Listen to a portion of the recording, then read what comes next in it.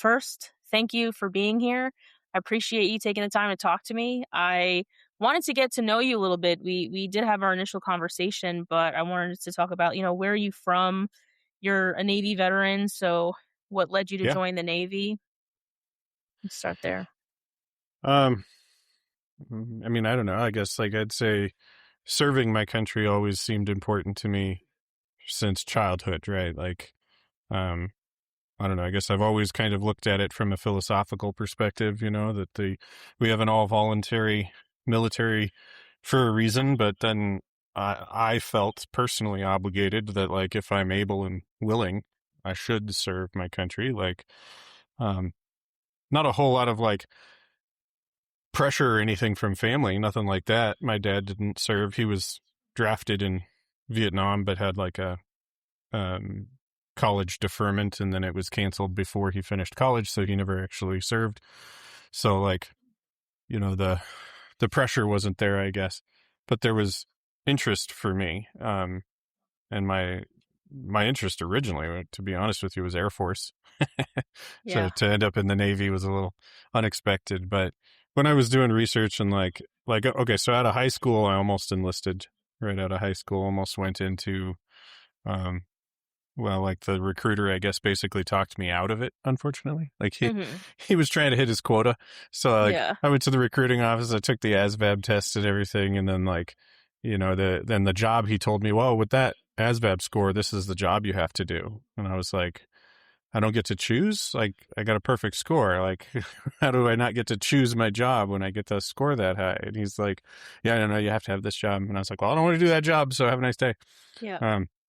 So then I ended up going to college and stuff. And while I was in college, wife got pregnant with our first child, and life kind of changed. And it got to the point where I wasn't going to be able to stay in college if I didn't have some income. So then I started looking at Navy programs and other branches of the military to see what might exist to help me finish college. And I found the nuclear program in the Navy and submarines. And I was like, oh, that sounds cool. Which I was right, but I was wrong. You know how it is. Yeah. So I ended up finding this program. It was a great program, helped me finish college. I was earning a paycheck while in college, and then went straight to training after I finished college. So then was, commissioned and got my uniforms and started my service. But it all kind of started technically while I was still in college, and then went into training after that. So it was because it was the science and the engineering piece of the nuclear power program and submarines that just seemed so cool to me that that's why I went that route instead. Yeah, you guys are the smartest of the smart, in my opinion. I have a friend who her and I met in boot camp, and she was a Navy nuke on carriers, and man, her and her now husband, they were both nukes, and they're just super smart. They don't even consider themselves surface Navy because of what they do. They're in the bowels of the ship. It's pretty interesting. They consider themselves submariners because they're typically below the waterline. Well, they yikes. still operate in 2 dimensions. To be on a submarine, you operate in 3 dimensions. That's a cool. really, really slow moving airplane. That's the submarine. Kind of maintain altitude and stuff. Yeah. Yeah. You're right. I mean, I guess the nuke program is quantifiably, justifiably, it is the most academically difficult program in the entire military.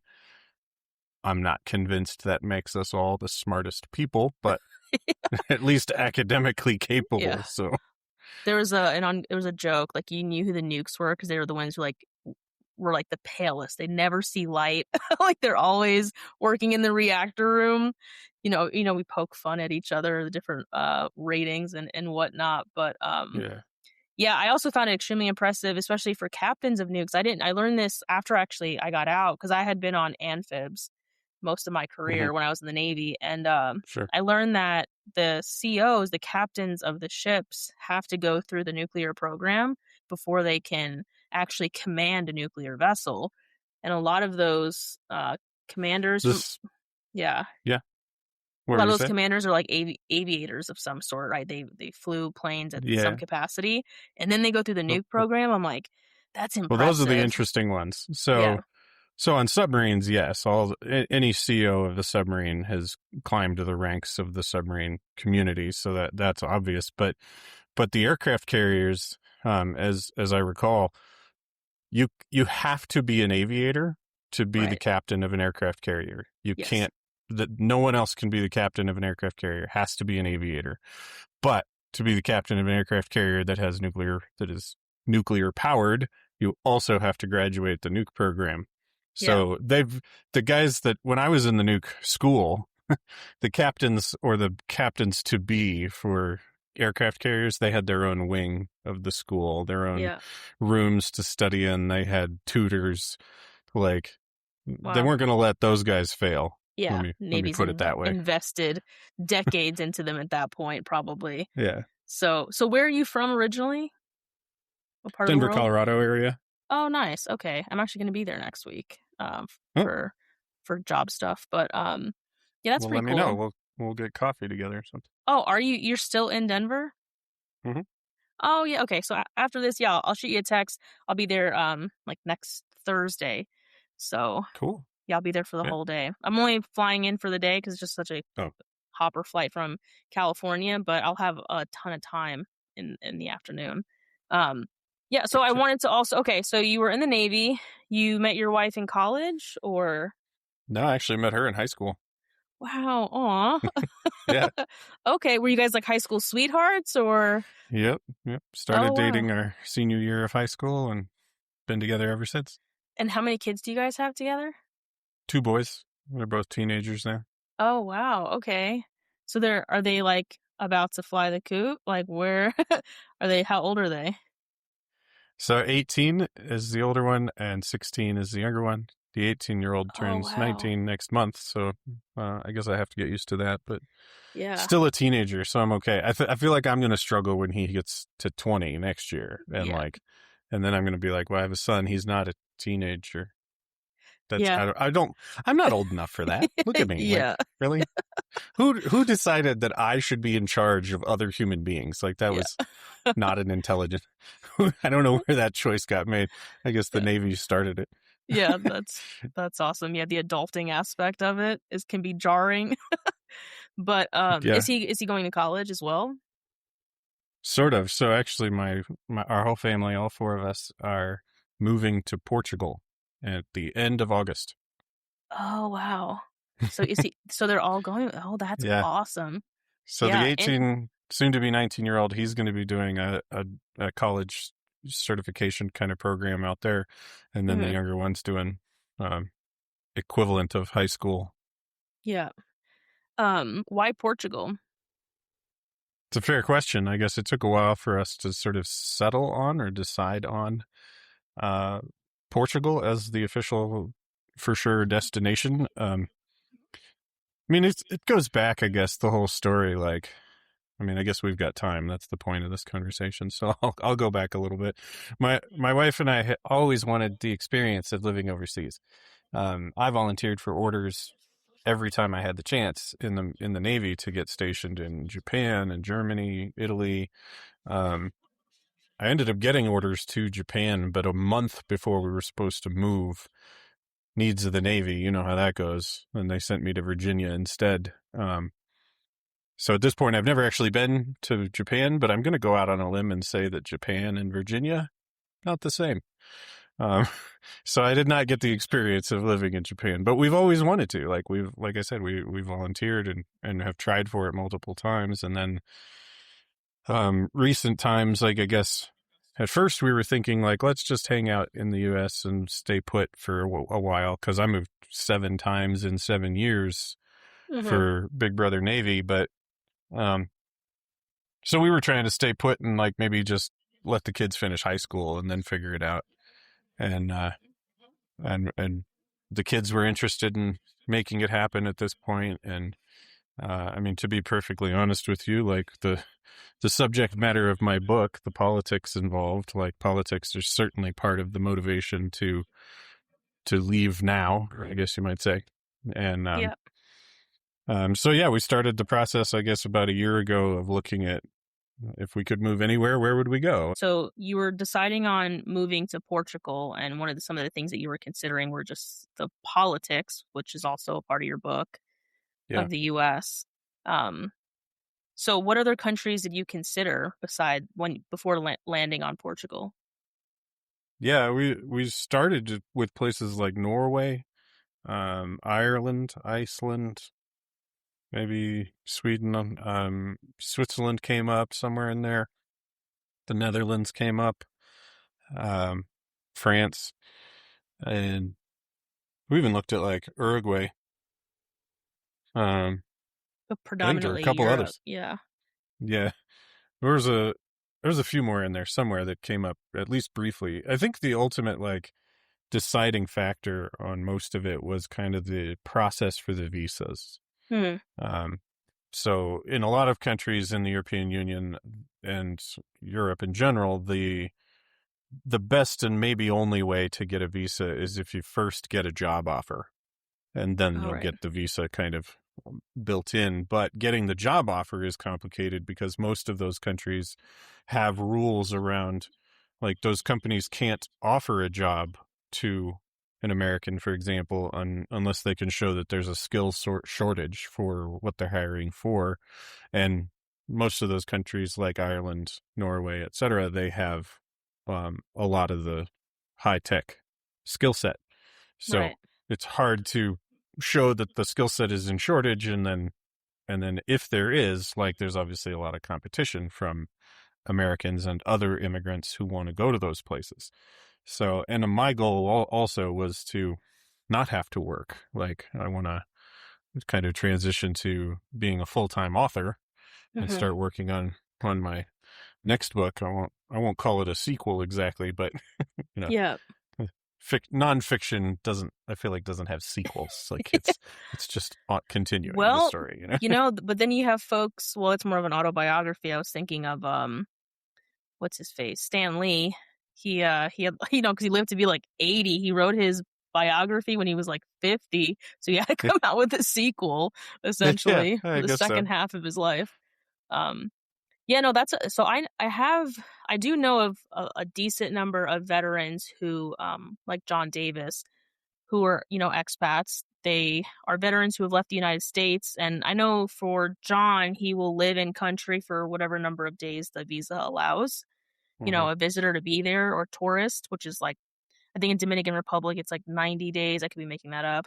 So on like the 89th day he would leave, you have to pay for every day that you were there when you leave. And then he'll come back to the United States for like a week, and then he'll go back, rather than applying for citizenship or whatever. But yeah, it's interesting that you chose Europe, because I know most of the veterans that I know that have left are in like Costa Rica, Thailand, the Philippines, Yeah, Colombia, uh, the Dominican Republic, Peru. I know a couple of veterans who have moved to Peru. interesting. Um, I don't think yeah, I considered Peru. one of the writers for W3 Magazine, my magazine, Luke Jensen, he's a Marine Corps, then Army veteran, moved to Peru. I believe he's in Colombia now. But John Davis, he went from Dominican Republic to Colombia, and then through him, I know of a couple others that, you know, but we all know the veterans who moved to the Philippines, right? A few in Thailand. I have some Air Force friends who decided to like stay in South Korea, which Yeah. is an interesting choice. But yeah, I think Portugal is the best place, not just because of their awesome extraditionary laws, right? Like you can't be extradited from Portugal. So it's also like a safe haven for most for most folks. Yeah. Um but it's just so rich with history. I Yeah. am a big World War II buff, and there's so much World War II history there, like Soviet,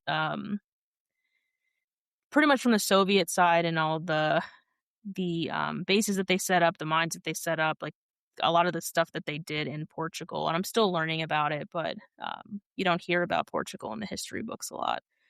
Yeah, I agree. I mean, as in the Navy, we heard maybe a little bit.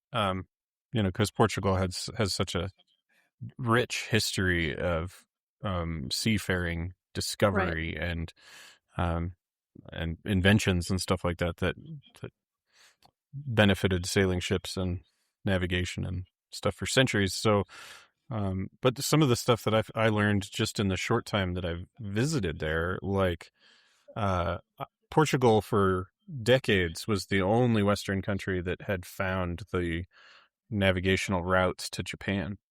So Portugal and Oh. Japan have this like lengthy history of trade and diplomacy between them. And one of the things that I thought was fascinating is like when you think of tempura, that's like this like definitively Japanese cuisine style, right? And the Portuguese introduced tempura to Japan. Oh, that's interesting. Yeah. Who knew, right? Yeah. I mean, I have never been. I've watched probably too many documentaries on World War II, and the ones that do mention Portugal, will visit some of those sites and landmarks. Yeah, I'm like, man, that is just a pretty country. Plus, it's close to everything, right? Everything's a hop or flight once you're in Europe for the most part. yeah. I had actually considered like Oslo or even Switzerland, like Geneva, when I had Yeah. considered leaving the United States, which I still am. But yeah, so that's also were you able to get a job? Are you still in the engineering field? Um, or No, I mean, I worked in the tech industry for a while for like program management. Mhm. So not an engineer directly, but working with engineers and sort of being that go between the super heavy head technical people and the leadership. I was always that kind of middle person. But at this point, like I've transitioned fully to first I do some advocacy work with veterans. Mhm. So I do like I help veterans deal with the VA basically. Oh, nice. Okay. And then being an author. So those are my Yeah. primary things at this point. So no, I'm not going to be doing a traditional style job in Portugal at this point. Um, we'll see how long that lasts. I don't know, but that's where I'm Yeah. at for now. Does your wife work? Sort of, she's self-employed, so I mean, yes, she definitely works, but Yeah. not for like Good a for her. Yeah. company or whatever. So she's a photographer, so that's what she does. Oh, she's gonna love it over there, and I bet. Is she like a nature photographer, or is she like what kind of? More like portraiture, like kids and pets and families, and Oh, you that's know, awesome. a big part of her business here was like senior photos for high school people and family portraiture, stuff like that. What an awesome talent. I Yeah, um I have this stupid fancy camera that I can't figure out how to use, so it's always on auto. Um, but folks like her, nothing actual wrong with that. photographers, yeah, start YouTube channels and teach people how to take photographs, and that's how I learn. But yeah, so I want to get into the author piece a little bit. When did you start writing? What Yeah. have you always been an author, or have you always written pieces? I've always had some kind of enjoyment in writing, I guess, even like high school essays and stuff like that. My dad was an English teacher, high school English teacher for 20 years. Um, Yeah. I don't know. So he gave me an appreciation for it at least. But no, I haven't been a writer until recently, I guess, by any kind of professional sense of the word. Um, but it goes back to my military service for sure. So when I first took the oath and the oath is to the Constitution. Whether it's the Hmm. oath of enlistment or the um, oath of office for officers, like the same oath basically is to the Constitution, to a document, right? And it's not like it was just fascinating to me when I took that oath. Like it's not it's not a specific piece of paper like that particular copy of the Constitution, like it's to the Constitution as an idea, right? And that's what was fascinating to me, not to a particular person or office or anything like that, but this oath to the document itself that provides the entire foundation of our country and our government. Um, so to me, that needed to be studied. I had to I had to read into that a little bit, and that took me down some deep rabbit holes. Like that I mentioned in sort of the introduction to my book. I talk about studying John Locke and Jean-Jacques Rousseau and the Baron de Montesquieu and these like brilliant thinkers in the realm of Enlightenment philosophy that was kind of the foundation that all of the founding fathers of the United States had studied, and became the informative, like the Enlightenment philosophy definitely informed the philosophies communicated in the Declaration of Independence and how they structured the Constitution to be, by, of, and for the people. All of it sourced in Enlightenment philosophy.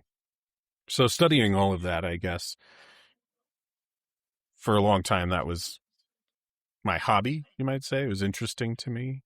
Yeah. And then the direction of things in our country in the last 10 years, and particularly the outcome of the 2024 election, was what forced my mind into a place where I have to write this stuff down. I have to communicate this stuff. I have to share what I've learned in these studies, because we've committed extreme departures from our founding principles, and we don't seem to be aware of it.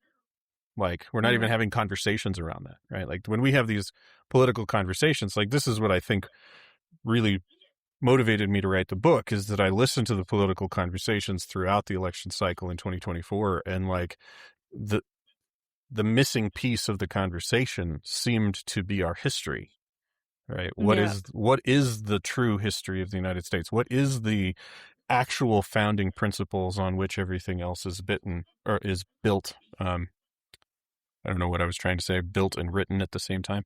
You know what I mean? But how do we define those founding principles? Like, we can't just say liberty, right? Like, everybody loves to throw that one around. It's like, oh, I'm a patriot because I support freedom. Like, what does that mean? What does that mean? Like, what is freedom when you really get down to it and define it in a way that, like, American structures support, or at least the theoretical structures?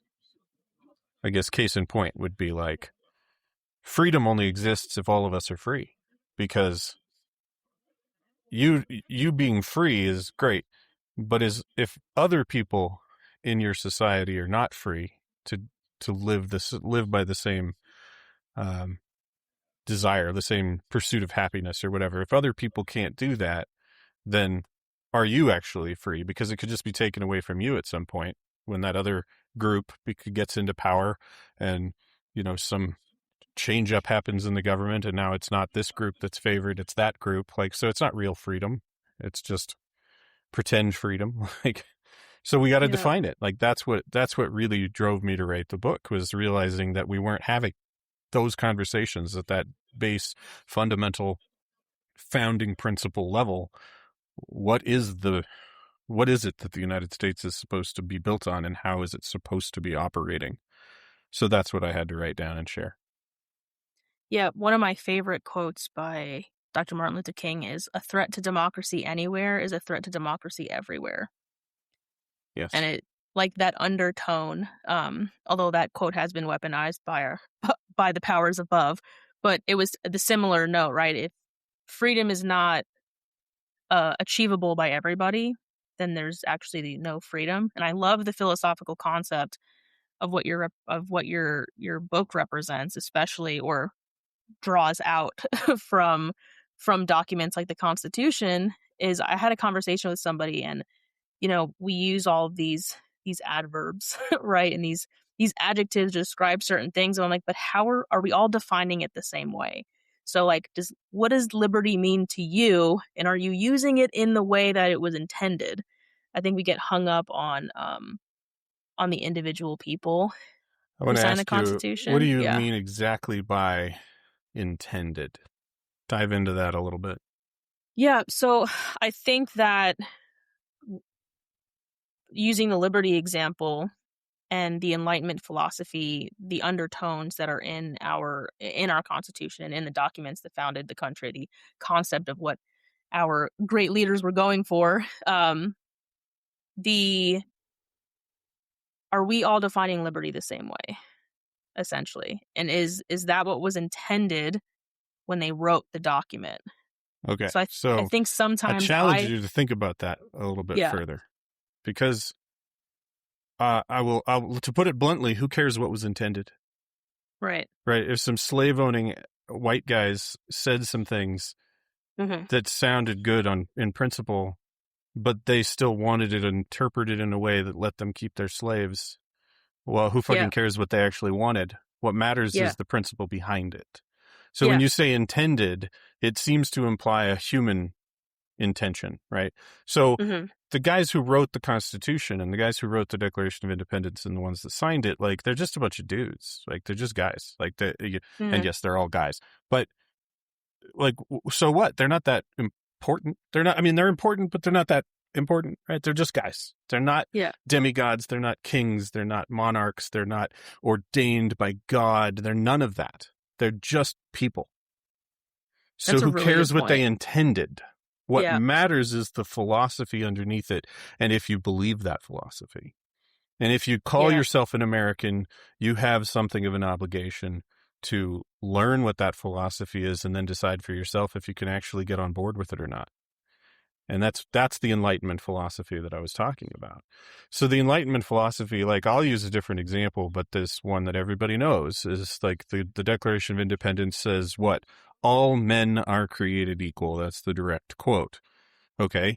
So what was intended versus what does it actually mean underneath? Because the Enlightenment philosophy, the belief system that informed that quote when it was written, would better be stated in today's verbiage as all people are equal. Because it doesn't matter where you're born. It doesn't matter what gender you are. It doesn't matter if you become gender fluid later in your life. None of those things matter because we are all equal at the human fundamental level. That's the belief system. So and if you want to call philosophy.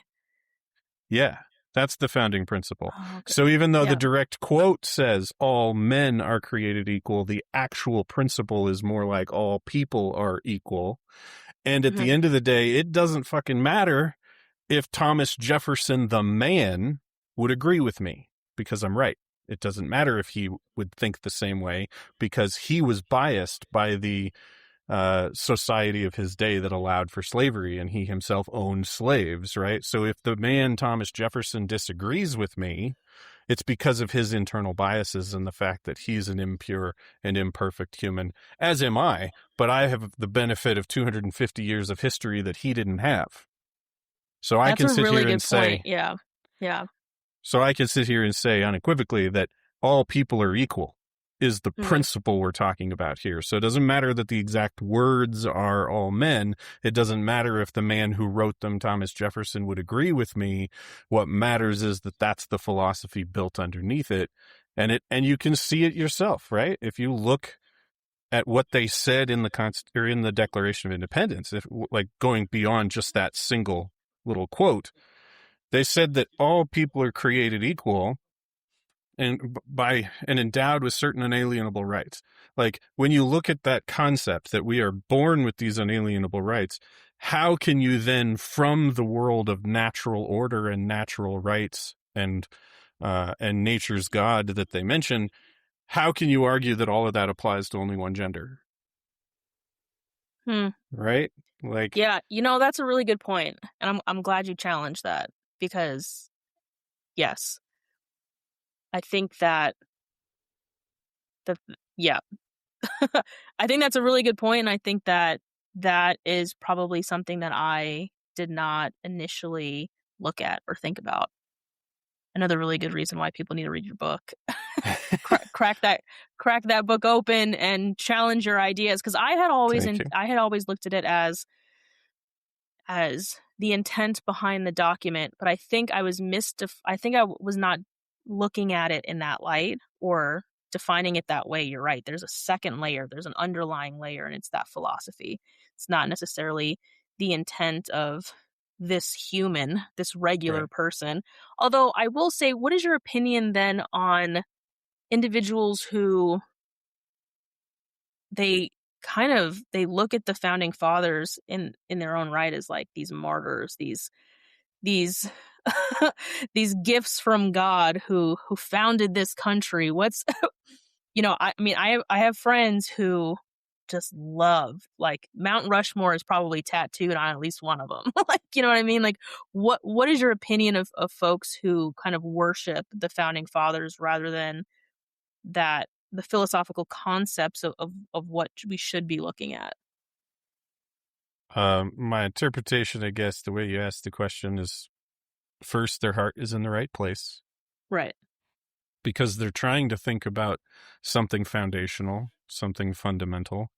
But you touch on a subject that is sort of mentioned throughout my book. I talk about this in the introduction because in all of the research that I've done over the years that went into this book, I have found that behavior that you're talking about, that reverence for the founding fathers, to be somewhat curious, right? Like, because again, they're just guys.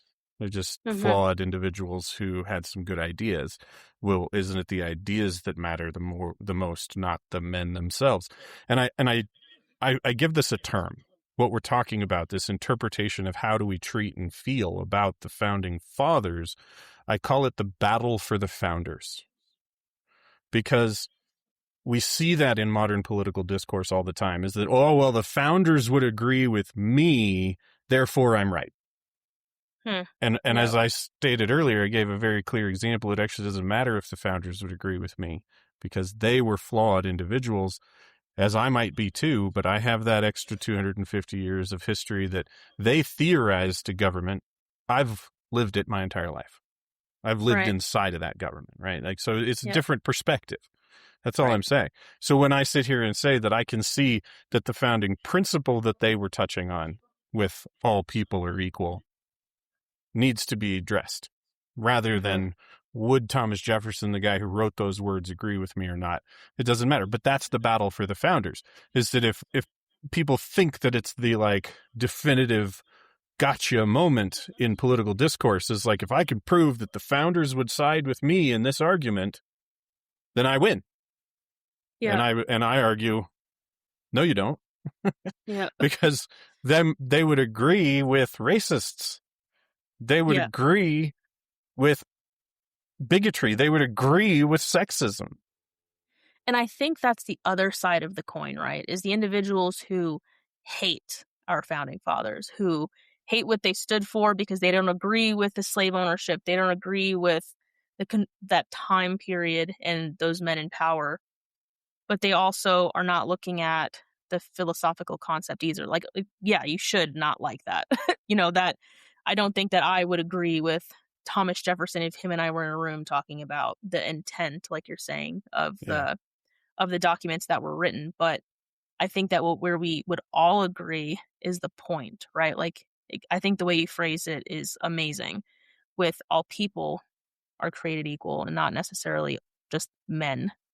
And I think that Mhm. if it boiled down to brass tacks, that is the underlying concept that which should bring us all together. That should lessen the divide between left, right, up, and down. I think that it's what we get so caught up in the people that we kind of forget that we're all kind of going for the same thing here. So, Right. no, I really appreciate you saying that because I will say, I love philosophy. I am not familiar with this area of philosophy, so I'm so eager to learn from you specifically, especially with the book because, What area? You mean Enlightenment? yeah, Enlightenment. I have You're more predominantly familiar with it than you think, because the and Enlightenment yeah, is called yeah. that for a reason. It has Mhm, enlightened or informed mhm, all of modern philosophy, and certainly is a foundational philosophy behind the United States. So you will find that you mhm. understand it a lot more than you realize as you start Yeah, reading into yeah. it. Well, that's good to know. Yeah, I've spent a lot of time kind of in the weeds with Aristotle over the last several years, and I love his like pretty common question. He would ask townspeople like, "Okay, you're rich, you're powerful, but what's the state of your soul?" And that ethics piece behind a lot of Greco-Roman philosophy has always interested me. So I think it'll be interesting to see the overlap with the Enlightenment piece, because it's all about being a good person, essentially. So Yeah, one of the modern contexts I find related very directly to that is when you so many of today's billionaires are investing massive sums of money in various ways of extending their own life. right. Some of them are putting that into, like, holistic treatments. Some of them are putting it into medical treatments. Some of them are putting it into, like, cryogenics. Like, who knows what they're really thinking, but the reality that they believe one of the most important uses of their money is to extend their own life, I believe, is exactly back to what Aristotle was talking about, is that only here in this plane on this life does having that much money matter. And it doesn't even really matter that much, but to them it does. So they need to extend their life here so they can continue to enjoy all that, because they know that the state of their eternal soul is not in a good place. So they got to stave off, like, Yeah. experiencing that judgment or whatever they think is going to happen to them as long as possible. Yeah, that's definitely put me down. I've studied theology and religion for the last 20 years, not because I partake in any particular religion. I honestly don't think I do, but the philosophy behind it, and honestly, it's the commonality between everything that's always interested me. Especially when we look at like Christianity and Islam, who are like hot and cold in a lot of aspects, the way most people view it. But I'm like, there are so many similarities if we just put down the hate for a second, this passed down hereditary hate, and looked at the commonality. I think that we would again find that common undertone. And I always found it so interesting at how divided we are, when a lot of what we believe in is pretty similar. It should cause more union than division, in my Absolutely. opinion. But getting back to your book, because I'm super fascinated to read, and I wish the post office was open and I would go check my PO box right now. Yeah, I'm curious then. So you had to talk a little bit more about your book, and we kind of mentioned some of the aspects that are in it, but what Mhm. would you say is your thesis? That's a great question. So I think we've kind of touched on it. So the thesis of the book is to first understand what are the founding principles of this country, and then second, how did we get to where we're at? So it is kind of, on one hand, it's an ambitious view of, like, I look at the entirety of American history from the Boston Massacre, which is largely considered by historians to be the first shots fired of the revolution, to today, like, all of it. That's a pretty broad brushstroke, I guess, to take from a historical standpoint. At the same time, though, I stay very focused on what I pull out of the American experiment. Like, that's why I focus on it. Is like everything that was the founders were doing was conducting this and establishing this experiment in self-governance. So the American experiment, I'm sure you've heard the term. There's this new thing on Netflix with that title, like, go for it, check it out. But the American experiment is the thing I'm looking at, and it's this experiment in self-governance. And I dive into it, and I find through that analysis of the founding principles that there are 4 tenets of the American experiment. And I'll come back to what the 4 are. That's not a secret. But the idea of the book then is to track those 4 things through the history of our country. How did those 4 things work in connection, in tension with each other? When they got out of balance from each other, what happened? We had things like the Civil War. We had things like the stock market crash of 1929. Like, that's what I'm looking at, is those 4 things and how they evolved and changed and progressed through our history. So what are the 4 things? The first thing is individual liberty. That's the most obvious one that comes out of the Declaration of Independence, is everybody's born with these unalienable rights. That is individual liberty. But this takes us down an interesting philosophical path that I'll come back to. So the other 3 things are popular sovereignty, that we're going to rule by the consent of the governed. Limited government. We're not going to give the government too much power, because that would hinder the first thing, right? Individual liberty. Mhm. And then because we recognize that we're a society, that we're not all just a bunch of individuals doing our own thing in our own lane, we're all working together. The fourth thing is economic liberty. But I will say without question and without equivocation that at the very beginning, that economic liberty piece was always meant to apply to individuals, back to the individual liberty part. So no, corporations do not have liberty, and nor should they, because they're not people. They're not human beings. So the economic liberty of individuals is what should be protected. Corporations should be regulated like crazy to ensure that individual economic liberty is never infringed upon. Who's the dog? That's Legend. Hi, Legend. Old man. Oh, I love that name, too. So in the individual liberty piece, I said I had a thing I was going to come back to. We talk about unalienable rights, life, liberty, the pursuit of happiness comes out of the Declaration, and the idea that our government then is permitted to exist by human beings. At no point does our government give us these rights. We have them intrinsically. That's what the Declaration says. That's the philosophy that I think so many people get wrong in today's world, and what we continue to talk about in today's politics. Like, giving the perfect example is this attitude in modern United States right now about immigrants and whether or not they have rights and whatever. Of course they fucking have rights. They're born with those rights. They are unalienable to being human beings. Our government's requirement is to exist in such a way that it never infringes upon anyone's rights.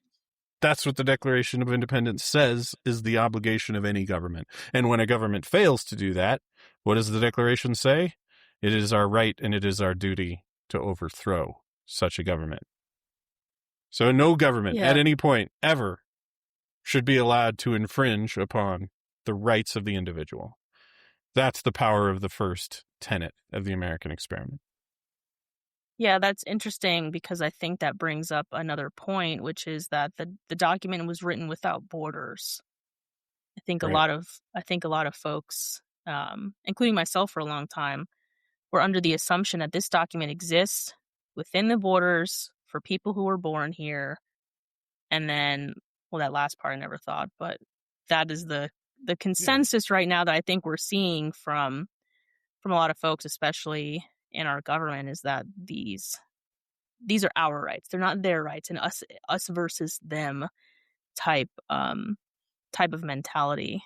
And I think that we forget that as a society. I'm curious as to what your thoughts are to contributing members of society, right? It's something that was, again, me going back to ancient Greece, your duty as a citizen of the democracy of ancient Greece was to partake, right? If you didn't like the government, if you had something to say, you said it in a way that did exactly that to a certain extent.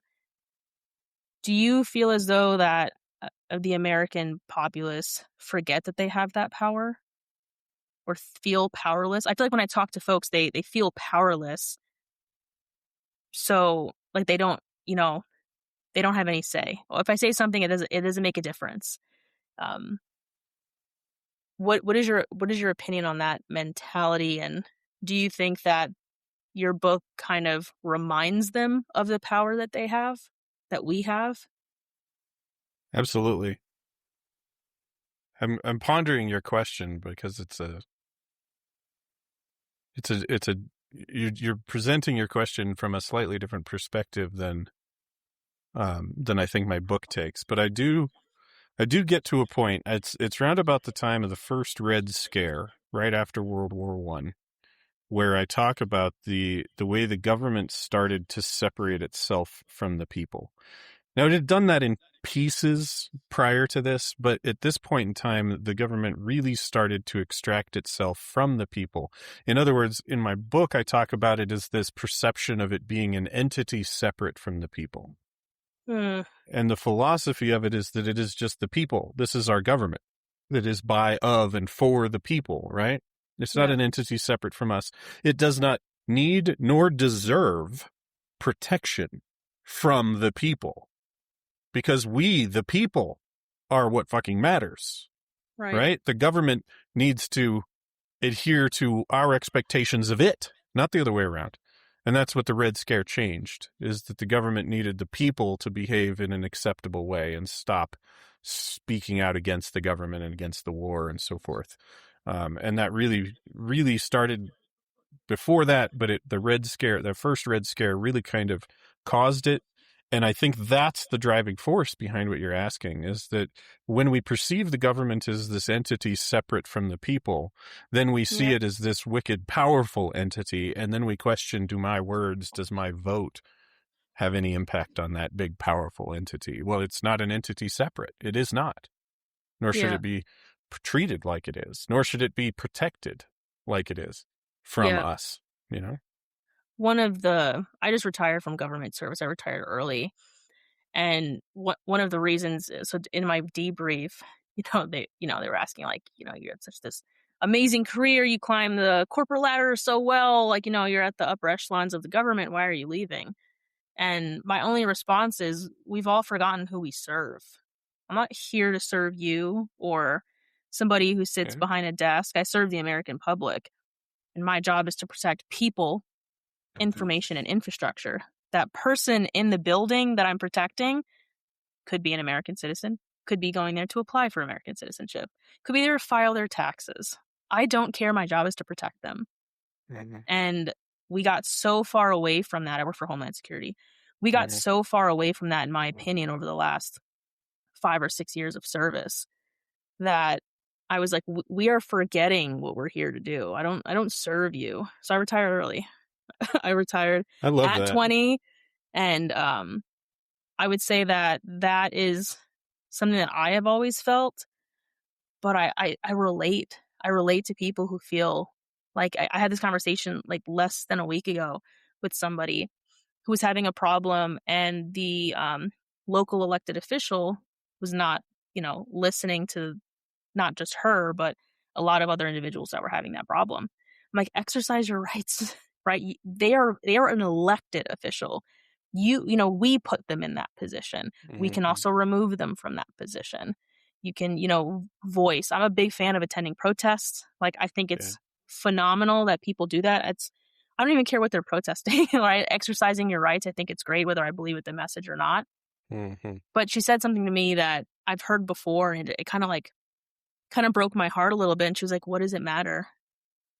She's like, I'm just a single mom. Like, what does it matter? And I'm like, dude, it matters. Like, it matters. So regardless of your stanchion, you don't have to be this powerful person. You don't have to know somebody. Like, I don't know. I can't help but feel absolutely terrible for people who feel powerless. It's a terrible feeling, especially now with this administration. I think, like you're saying, that separation seems so much more obvious in terms of what we think, what we're perceiving, and what actually is. Yes. One thing you said in there reminds me, there's this brilliant quote from a movie in the 90s called The American President.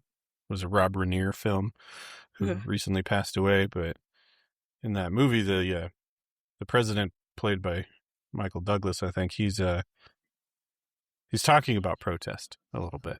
And he says almost what you just said, right? Supporting the right to protest, even when it's somebody protesting a thing that I'm for, right? Like, and I think the quote goes something like, to celebrate the United States or something, you have to celebrate a person's right to stand center stage and advocate for, at the top of their lungs, that which you would spend a lifetime opposing at the top of yours. Yeah.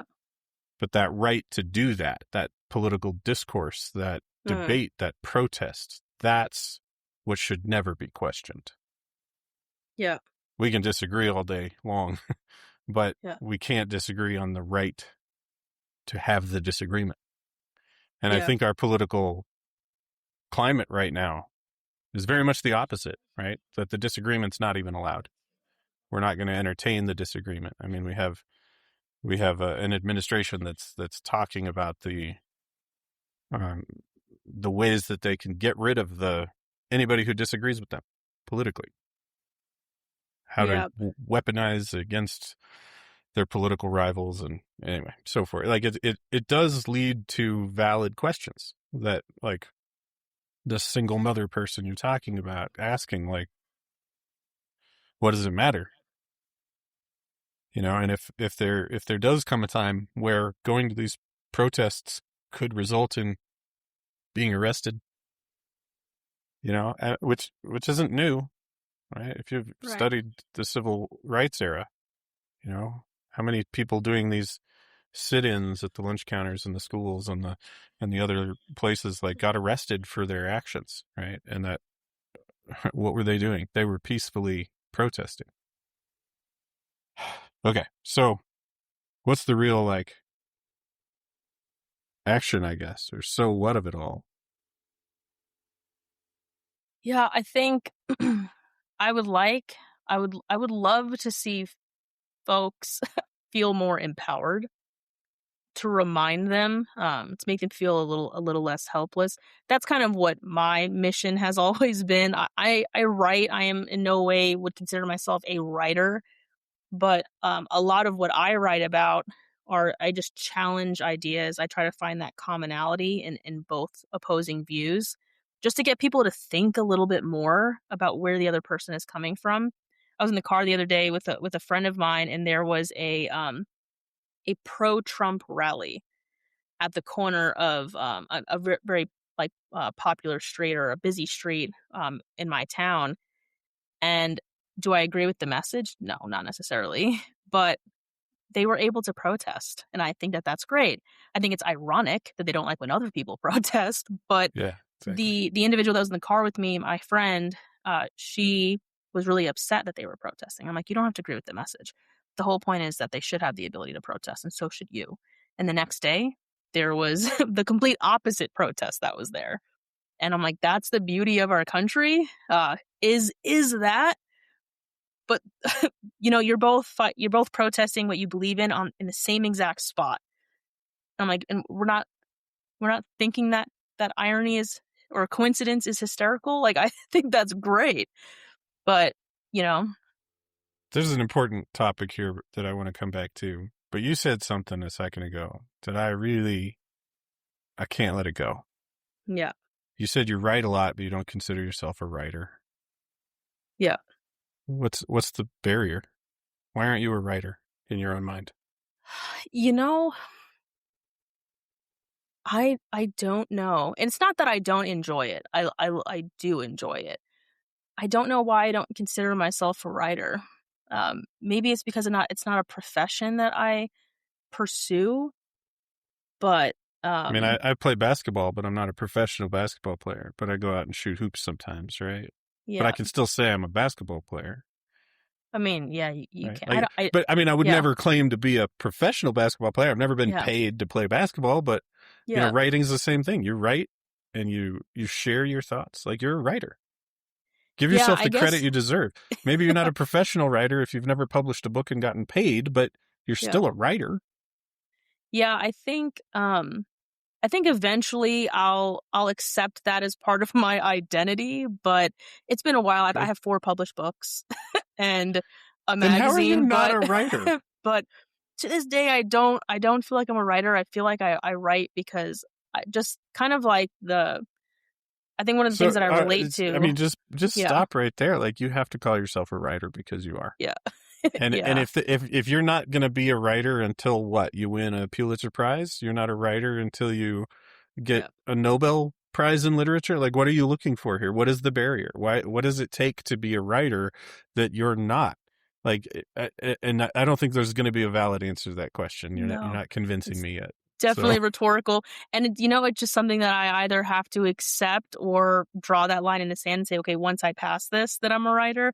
I haven't identified that yet, or established then what you're a that writer. is. Yeah. Until you draw Yeah. that line, you have to call yourself a writer, because there is no line. Maybe. Yeah. Maybe I'll put You're a little a published author. Like, yeah. what's the difference? You're a writer. Come on. I don't know. What's funny is I was working on. I just transitioned W3 Magazine to Substack, and we were on our own platform, but I wanted the platform didn't allow me to give folks access for free. and I wanted most of the items that we wrote to be free. So I transitioned to Substack, much better platform, and I was working on my bio with somebody that I hired to help me with branding, and she put published author, and I was like, gross, take that out of there. I was like, Why? she was like, but the Amazon link in your profile goes to your writer page on Amazon, where my book is sold, and then Barnes and Noble and all the other places. And I was like, oh, I don't know. I don't know. I don't know what the resistance is, the internal crisis. I will figure that out eventually. But that I think honestly, viewers though, are going to get the benefit here of a little bit of yeah, therapy for you. Like I want you yeah, to think that your Dr. Virga therapist therapy is going to ask you, session. Yeah. yeah, like what would happen if you allowed yourself to call yourself a writer now? What's the worst thing that would happen? I don't know. I think the more that I think about it, the more I think I write because I want to, and I think if I call myself a writer, I'd have to write because I have to. Okay, there's That something might be a valid little, there. maybe a little piece It to would it. it would steal the joy from it Yeah, yeah, if it's now yeah, an obligation and not a joy. yeah, yeah. You can Okay. bill me for the 15 minutes for this session. We've come to the No. conclusion. Yeah, yeah. No, Maybe it's a little bit of that. Yeah, so you have to give yourself permission to still only write because you yeah, want to, not because yeah, you're obligated to, but you yeah. are a writer. And what writer in the history of published authors or writers would disagree with that? That you do it because do it when you're ready and when you love to. And when you do it because you're obligated to, guess what? The stuff you write's probably not your best work. Right. Yeah. Yeah. I also found that when I tried to give myself a schedule, I'm going to publish one work a week, and I'm like, oh, I don't want to sit down and actually write anything. But when I removed that requirement and I changed like the W3 magazine to, published whenever, I found it much more enjoyable, and I actually was able to pump out more meaningful pieces. But and I don't writing a book takes a ton of work. But one of the things that I relate to that you had said is that, when you came to the conclusion, like, I need to write this stuff down, right after the election, I kind of felt that same, I don't want to call it a calling, but essentially that same like feeling, Yeah. that same desire to write stuff down, because I was posting a lot of long form statuses on Facebook, and I found that that middle line was appreciated and challenged, rightfully so, by a majority of my followers. And I was like wondering if I unpacked this idea a little further, aside from the limited space that Facebook gives me, and created a little bit of a longer form, would it still be digestible and easy to consume for folks that were reading it? But also my goal was to try and bring people together by challenging their ideas. And I mean, I had folks agreeing in the comments that I know for sure are on both sides of the political spectrum. And I have a funny feeling that your book is going to do the same based on what we talked about. And I love that common ground. I love when folks are like, this is good. This is correct. This is how I feel. And so does the other guy, the guy protesting on the odd weekends when you're protesting on the even. It's like, yeah, that guy that you hate to see holding up the sign that you don't like has the Yeah. same agreement with the philosophy of the foundation of this country. So, you mentioned a second book. I'm curious, what are your ideas for that? What are you leaning towards? I know it's like a terrible thing to ask somebody. Oh, no. I love talking about my second book at this point because it's helping me formulate the needed basis for writing the second book. But I have a couple of things I need to say, and then I'll answer the question about the second book. The first thing was, I've had a couple of reviews come back from the trades, the Kirkus reviews and Book Life and stuff like that, the like professional reviews. One of them called me not nonpartisan, anti-partisan is what they termed me, because I am adamantly opposed to the two-party system. It's neither permitted nor defined in the Constitution. Therefore, the parties should have no official power in government whatsoever. Mm-hmm. And that shows up in a lot of ways, right? Like there should be no rule allowed in Congress, in the Congress of the United States, that draws lines on party lines. Right? And we have rules right now, like, well, you have to have this many signatures from the opposing party before we can, review this piece of legislation or whatever. And they have rules like the party whip as a position. The party whip goes around and makes sure everybody in their party votes the same way. This should be fucking outlawed. Yeah. We don't vote on party line, motherfucker. We vote based on our constituency. Mm-hmm. We vote our conscience. That's how we're supposed to vote in Congress. Like, that's not acceptable to have a party whip. So I'm very anti-partisan. The second thing, though, both of the professional reviewers used the word polemic to define my book. I had to look it up. I consider myself to be a person of fairly large vocabulary. I had no idea what that word meant. I had to go look it up. Yeah, break down the etymology. What does the word mean for anybody who doesn't know? It basically a polemic. They're describing my book as one that takes a very strong position and does not leave a whole lot of space for an opposing position. Hmm. And it's because of the philosophy, right? What you and I have talked about at this point is that there's not an acceptable alternative to democracy, right? Right. And any American who runs around saying, we're not a democracy, we're a republic, you're a fucking idiot. Go learn your goddamn history and understand that a republic is a form of democracy. Yeah. Yeah. Democracy is the umbrella. Republic is the handle, right? Like, so we are a democratic republic. All that means is that we directly elect our representatives, right? Like the Roman Republic had their representatives chosen by birthright and other methods. It wasn't election. We elect all of our representatives, so it's a democratic republic. Coming back to this idea of it being definitive, I guess, I think that there are, like you said, there will be people who read what I've written here and be like, oh, yeah, I agree with that. And that might come from any side of the political spectrum. But there are some later chapters in here where I make it abundantly clear that if you reside today on a certain side of the political spectrum, you're a treasonous traitor to the United States. Ooh. If you proudly put on that red hat and call yourself MAGA, you do not reside within the spectrum that is acceptable by the founding principles of the United States. I'll say that with definitiveness, and I'll say that proudly. So anybody who calls themselves MAGA is guilty of treason against this country. And I hope everyone listening to this episode who is mad at that picks up the book and then responds. Yeah. I do have a large conservative following, and that's mostly because of the type of content, and making them slightly angry is my favorite. And vice versa. I love challenging ideas, and I will play devil's advocate for either side. But I love that, and I think that. Well, and let's be clear, for the sake of people listening that are interested in this conversation, I'm not saying there's anything wrong with being conservative, right? There's always been a valid debate in this country between conservative. The reason that word is used is to say conservative size of the federal government. We want the federal government to be small. And the third of the four tenets of the American experiment that I listed off earlier is limited government. Right. That is one of the tenets of our experiment. We want the government to be limited in its power, and therefore it needs to be limited in size, limited in its budget, limited in very many ways. Yeah, limited scope. Yeah. Yeah. So being conservative means that you are maybe focused on that tenet of the American experiment. How do we limit the government and its power?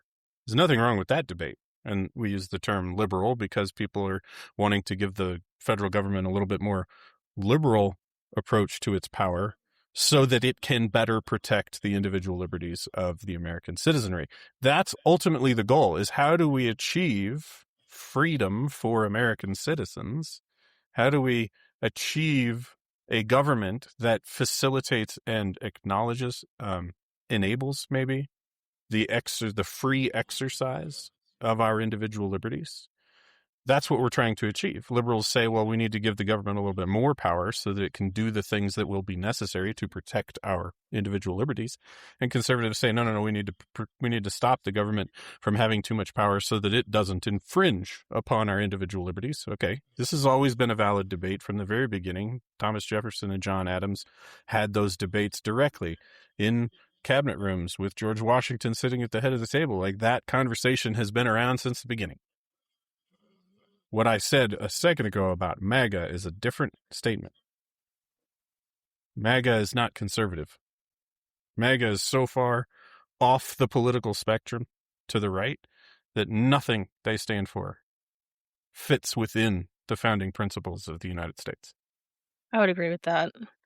I think the more I have learned, lessons learned, especially from inside of the government, the more I'm like, what the heck is happening? I mean, there are some things, and I'll tell you offline, but there were some things that I experienced where I'm like, are we okay with this? Like, is this a real thing that's happening? And everyone was literally terrified to say something. Amongst government employees were terrified to stand up and say something because of the powers that be. And I think that, again, going back to that powerless feeling, because we have a group of individuals that are idolizing, our current president, and it's giving a little too much. I want to say false power, but it's an exercisable power that clearly he's been dipping into, and I that's why I didn't like that either. That's also another concept that I'd love to pick your brain about, is that yes, the institution, the government itself, is supposed to be this branch of the people, and it has become separated, but how do we reel it back in, right? Like, how do we remind them of their place?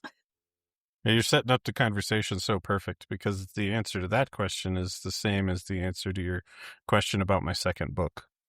Ooh, so the second book coming out the title of the second book is The Five Amendment Solution.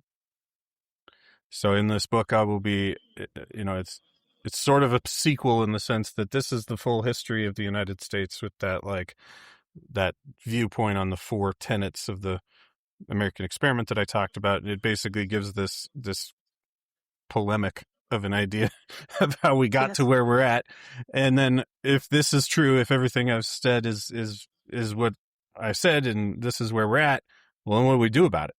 That's the obvious question that I think people will walk away from this book with is, okay, so what do we do? If all of this is true and the conclusions that I come to in my book are accurate, what do we do? And the answer is 5 amendments that I will propose fully. Like, I will provide the exact text of the amendment the way I believe it should appear in the Constitution. I will give explanations as to why every single clause in every single one of those amendments is necessary. But I think we should start at the basic idea of amendments, right?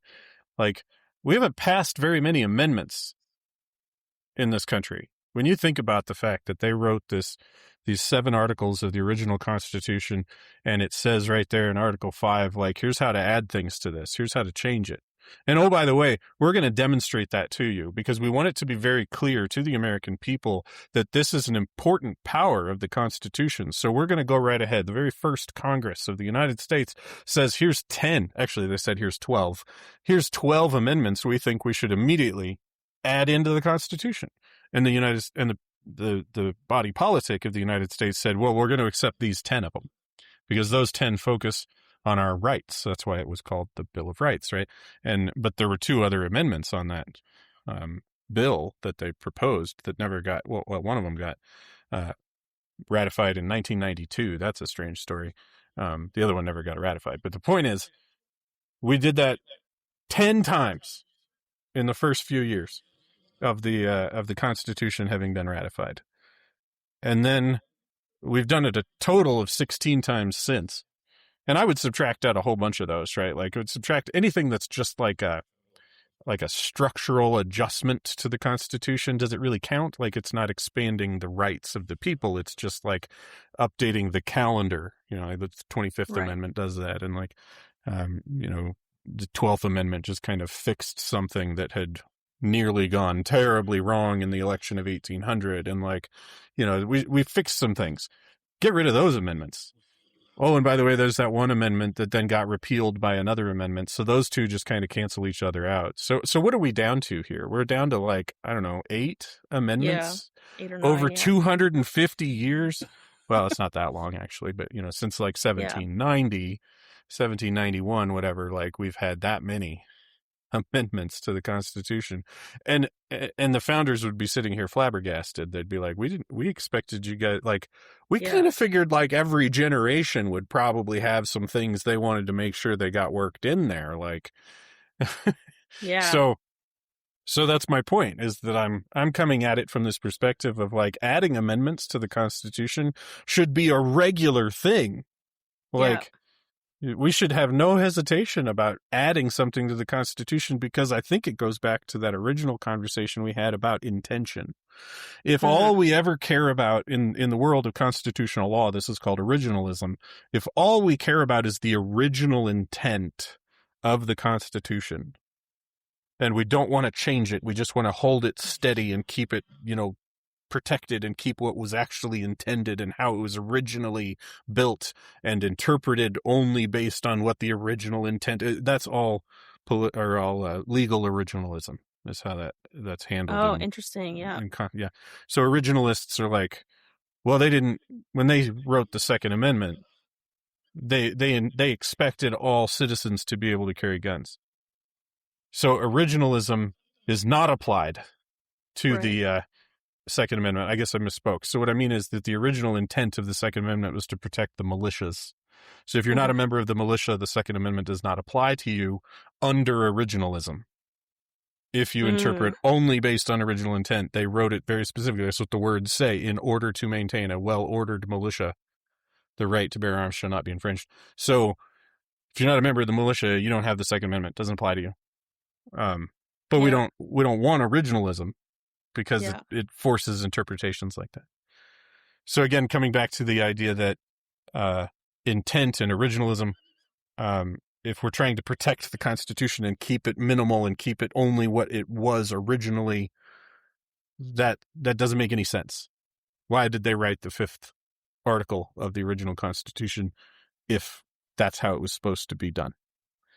So we should be adding amendments to the Constitution on a regular basis, right? Like every time new technologies come up, there should have been amendments dealing with the internet, dealing with AI, dealing with things over the years, you know, as the country has progressed. Why are we not adding more amendments to the Constitution? So that's my first argument. And then, like I said, in this second book, I'm going to propose 5 specific amendments that come back to what you said about how do we re-empower the people? How do we give the people something back to believe in, to realize that they have the power and that the government works for us? Right? That's what I'm going to propose, and what I think would solve it is going to require 5 amendments. So think of it like, after the Civil War, we had 3 amendments we called Reconstruction, or the Reconstruction era amendments. I think we've reached a point in American history where we need a complete reconstruction of the American body politic in order to restore those true original founding principles of the country. Yeah, I think it's important also to make that distinction. I think that what you just said is the true distinction between I guess I would say between intent and where, you know, what it should be. I don't know, that I feel like that document has such a strong hold on everybody in the country on both sides. And even now, hearing you say that, and I mean, I know that, but at the same time, when you hear someone like yourself say it out loud, it's like the malleability there, right? It's not this rigid document that we have to follow to the T as it's written, the intent that it was set out for. We have the ability to update it. And people complain all the time, oh, that doesn't apply now. It doesn't fit our current society. And it's like, there's a solution to that. It's in that same document that tells you to amend it literally. Exactly. So that's yeah, honestly, that's something that I just don't normally think about, and it's we're all out here complaining about this thing, and it's like, well, there's a built-in solution. Yeah, So fix it. yeah, that's I'm excited for your second book too, because that again, it's things you don't think about. You complain about the institution, and I'm a big fan of, if you don't like something or if you're going to complain about something, at least also have an idea of what the solution should be, right? At least that's my own internal philosophy, is like, I just don't want to bitch That's the about stuff. Navy talking right Yeah. there, for sure. Yeah. Oh yeah, 100%. It's like, Yeah. you have this problem, don't just bitch about it. Like, give me a solution, or an idea, even if it's bizarre or completely unattainable. At least it's a starting point, right? We know we can't do that. Maybe that's the extreme of solutions. What Okay. else is there? Yeah. Let's But look to those founders, those guys, those humans that we've been talking about, for a little bit of an example on what you're talking about, what you just yeah. said. The Declaration of Independence, what is that? That's a statement of the problem, right? I mean, aside from the philosophy, which we've already discussed here, what is the main meat of the Declaration of Independence? It's that list of grievances, right? Yep. Okay, so this is 27 grievances that they listed off there, of like bullshit that the Crown of England had perpetrated against the American colonies, that were bad enough things to put them on a list and say, look, we just can't be part of your government anymore. So this is the problem. Here's the 27 things that have created the problem. But the Declaration of Independence does not define what's to come. It doesn't provide the solution. Right? What you're saying is, it's important to recognize the problem first. And I think that the Navy mentality is like goes a little overboard in all of us, that we're like, don't bring me the problem until you know what the solution is. That's just because I want to avoid having to do any thinking myself. And it's usually a good idea to keep Yeah. thinking out of the hands of anybody with a butter bar, or, even up to the railroad tracks rank of lieutenant. Like, it's dangerous to let those guys do any thinking. So, like, don't bring them too many problems that you haven't already thought out the solution to. Yeah. I joke. I'm only making fun of Navy It's junior okay. officers, but the point is that, like, you have to recognize the problem, and sometimes it requires something definitive, like the Declaration of Independence, to write down. We have a big problem. This is a big, big problem. Requires some really intelligent solutioning. Let's get to work on that, but we're going to state the problem first, Mhm. without any solution built in. And Yeah. that's what the Declaration of Independence was, just the statement of the problem. Later came the Constitution. But most people, I think, get this little piece of American history wrong, especially this year as we've been celebrating 250, right? That's 250 years from that signing of the Declaration of Independence. It was more than 10 years later that we finally got the Constitution. And I Would feel you? like, go Yeah. ahead.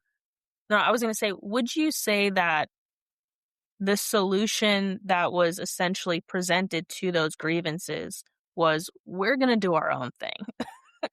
Wouldn't you say that in itself was the start of the solution, but the granular details came with the Constitution? Yeah, I mean, I think there's some truth to that the solution is implied. We're going to do our own Right. thing here. But But how they do that. but Yeah. we could very well have just established our own monarchy. That would have been a solution, wouldn't have Correct. really Yeah. addressed any of the problems listed in the Declaration of Independence, but it would have been a solution. We could have just been like, Right. hey, GW, you're king now. And actually, there were plenty of people, like, there were a number of politicians in the United States who literally wanted exactly that. They wanted to crown George Washington the American king. Hmm. And had he been a different and maybe more ambitious sort of person, like, he might have done it. But he was, for all his faults, he had some wisdom about him, and he refused the idea of wearing a crown. But there were literally people talking about, how do we crown George Washington because he's a great guy. Let's just have our own monarchy and be done with it. And that was a proposed solution.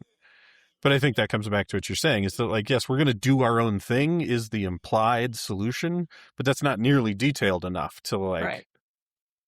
Actually like solve those that's like grievances, saying, that's like being in the Navy and going to the chief and saying, hey, chief, this piece of machinery is broken. The solution is let's fix it. Let's fix it. Yeah. Yeah. Although Great that's what the idea. chief, Let's that's do what it. the chief wants. The wants is like, okay, let me know when it's done. But in reality, it's like, well, shit, how are we going to fix it? Yeah. How do you fix it? Do you just turn it off and back on again? That would be more like it. That would be how Air Force people probably solve most of their problems. But, like, how do you, how do you actually fix it is still the question. And that's the same thing here, is that the Constitution needed over 10 years to, like, percolate and mature the ideas within it, and don't think that for 10 years the people who were part of our government were just sitting around twiddling their thumbs and then finally decided, oh, okay, let's do something about it. No, they spent that 10 years reading and studying and debating and attempting various things under the Articles of Confederation. That was the government established immediately upon our independence. But the Articles of Confederation and were inherently weak, and they knew that. But they were spending those years under the Confederation to, like, debate and design and come up with something better. And when they felt that they were kind of prepared to do that, that's when they proposed to the states, like, hey, let's have a constitutional convention and get this thing ironed out and actually create a government that's going to work for everybody here. But they were working that whole 10 years on trying to do this, Yeah. So it took a long time to get from here's the problem to what's the solution. And oh, by the way, when they proposed the solution, they were like, hey, we also realize that our solution here is probably incomplete. So here's Article 5, and you can now make changes to the solution to make it even better. Would you say your books are kind of set up that way, minus the 10-year gap, in identifying the list of problems and the historical context of those problems, while also providing a solution in what we'll call Volume 2? Volume 2. Yes, absolutely. I think that's a very astute way to put it. Like, one of the things I talk about in here that comes back to what you were saying about, watching people do protests for various ends of the political spectrum and stuff like that. I think one of the challenges, though, that has reared its head in the modern United States, and arguments can be made for at least 100 years back, if not further, but we have this thing called the paradox of tolerance happening real time and live in our country. So the paradox of tolerance is this: if your society is built to be a tolerant one, and one of the things it starts to tolerate is people who are very intolerant, then your society, so a tolerant society has to create space for these varying opinions, right? That's kind of the idea of being tolerant. And if we create space for intolerance, how quickly does that space grow to the point that we become an intolerant society? So that's the paradox. You can't have tolerance without naturally becoming intolerant at some point. So the one thing that a tolerant society must be intolerant of is intolerance. And, like, therefore not tolerant. Hence the paradox. But no, but I don't think, I mean, you're right. That's the paradox in a nutshell. But I don't think that there's actually a contradiction there when you come down to it. Because if we sit here and say, as a tolerant society, we're going to allow for all religions, okay? Freedom of church and state, First Amendment right, which doesn't actually say the words freedom or separation of church and state, but it says, the government can't establish one true religion of the government. Okay, but then let's say somebody comes along with a religion and says, my religion is that all other religions are blasphemous and must be destroyed. And we're going to let that religion exist equally alongside all these other religions. And then it goes out and does hate crimes. But then those hate crimes that it claims are protected religious activity. I see what you're saying. Like, we can't actually have that. No. So the whole point of tolerance is that, you're allowed to believe what you believe, so long as what you do does not infringe upon anybody else's right to do the same. That's why we say murder is wrong in our country, not because it's one of the commandments, right? It's not from religious doctrine. It's because murder is you taking away someone else's right to life, right? Life, liberty, pursuit of happiness, right? Yeah. Everyone has the right to life. So we can't take that away from somebody else. Like, you might believe in your belief system that the death penalty is acceptable because of this crime and so on. Like, it becomes convoluted and complicated, but you see the point, right? Like, we can't allow for belief systems that then violate other people's rights. That's the thing we can't do, but we have done in this country. We now have these massive groups of people in politics even who are attempting to institute their bigotry, their intolerance as policy. Yeah, as you're saying that, it reminded me of this passage in Kite Runner where I forget the protagonist's name, but his father is telling him that the greatest sin is theft, and he's like, what? Like, what do you mean the greatest sin is theft? He's like, if you take a man's life, you steal his right to live. If you take a man's money, you steal his right to, to pay for things, and the list goes on. So it was like an interesting concept of, by not giving someone the ability to do what you can also do because you took something from them, that you removed that enablement, that in itself is like the greatest crime against humanity, was essentially the point of that. Now. Yeah. Yeah. So I did have a question. I wrote a piece recently called, essentially it was, Christianity will never be the religion of the United States. It was based off of a little bit of a disagreement I had on social media with a friend of mine who has, kind of had a little bit of a come to Jesus moment, is now a Christian, good for him and his family. But I feel like he's weaponizing a little bit, and I expected more from my Air Force veteran. But I told him, I was like, he presented this idea that Christianity is the religion of the United States. It will always be. It's what our Constitution is based on, was his argument, was Christianity. and again, I'm not nowhere near as well versed in the Declaration of Independence or the Constitution as you are, obviously, but I was like, I feel like that is the complete opposite of what of what those documents say. And the word I used was intent. Take this to him. I mean, he'll hate you for it, but take this to him.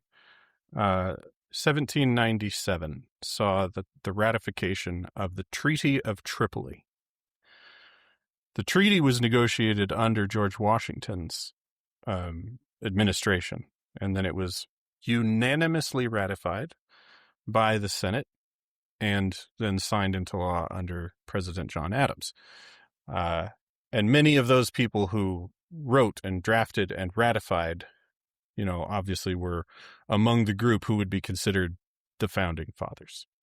Article 11 of the Treaty of Tripoli says that the United States is not in any sense founded on the Christian religion and has no enmity against Muslims.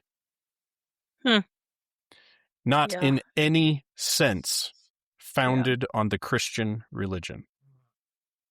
Yeah, again, my analytical brain. So I wrote this very brief article, but it was based on a Pew Research study that went out and surveyed a very large number of Americans. I would say that the total, when I looked at the raw data, I don't think it's a good representation of everyone across the United States in terms of like age and demographic. But I think it was a decent number of people looking at just straight end value, and it looked into that. What do Americans believe, and would they like to see Christianity as the religion of the United States? And it is trending upward, but it's still a resounding no, right? The percentage might be slightly higher, but it's still a resounding no. But okay, the research was interesting. Let's dive into this some details here. Okay, so first of all, I think the founders said it perfectly clear that It's in the Declaration of Independence, right? Governments are the province of men, like humans, right? I don't mean that sexist. I meant that like in the colloquial sense of the word, right? It's not the province of males. It's the province of human beings is what I meant. And it says this in the Declaration of Independence, like the governments are just instituted amongst humans to secure their rights. And I don't think God wants anything to do with government. God wants a direct relationship, especially the Christian God. But I think an argument could be made for the God of Islam, the God of Judaism, like, and probably many other religions as well, that those deity beliefs, they want a personal relationship with the faithful, right? They want that direct relationship. They don't need power in government, right? They just let the humans kind of govern themselves through the consent of the governed. That makes sense. And then a direct relationship that I can have. And that's only achievable if you have something like the religion clause of the First Amendment under a government that recognizes itself to be of the people, by the people, and for the people.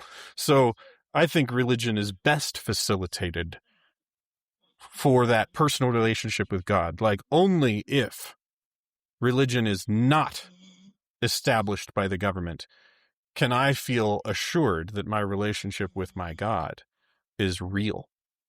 It's not mandated by my government. It's not forced upon me by policy. It's something I chose, and it's something I explore personally through my own spirituality and my own religious beliefs.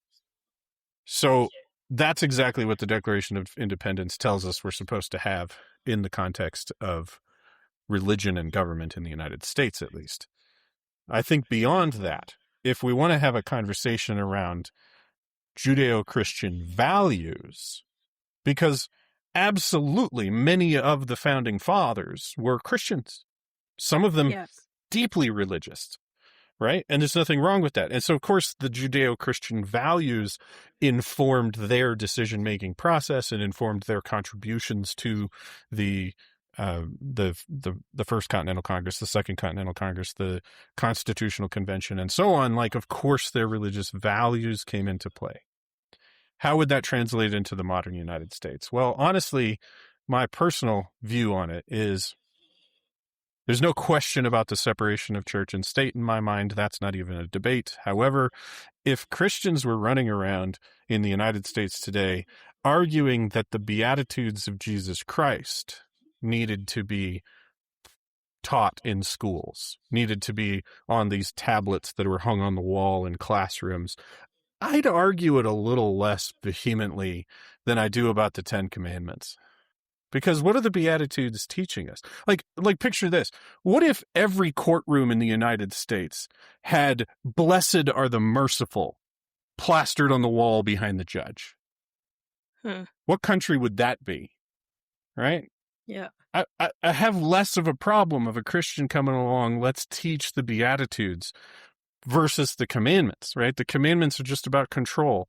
And the commandments are not unique to Christianity. They're contained in the Old Testament, right? Like, so if you want something that is unique to Christianity and you want something that is going to teach our society to be better, why are you not arguing for the Beatitudes being taught in school?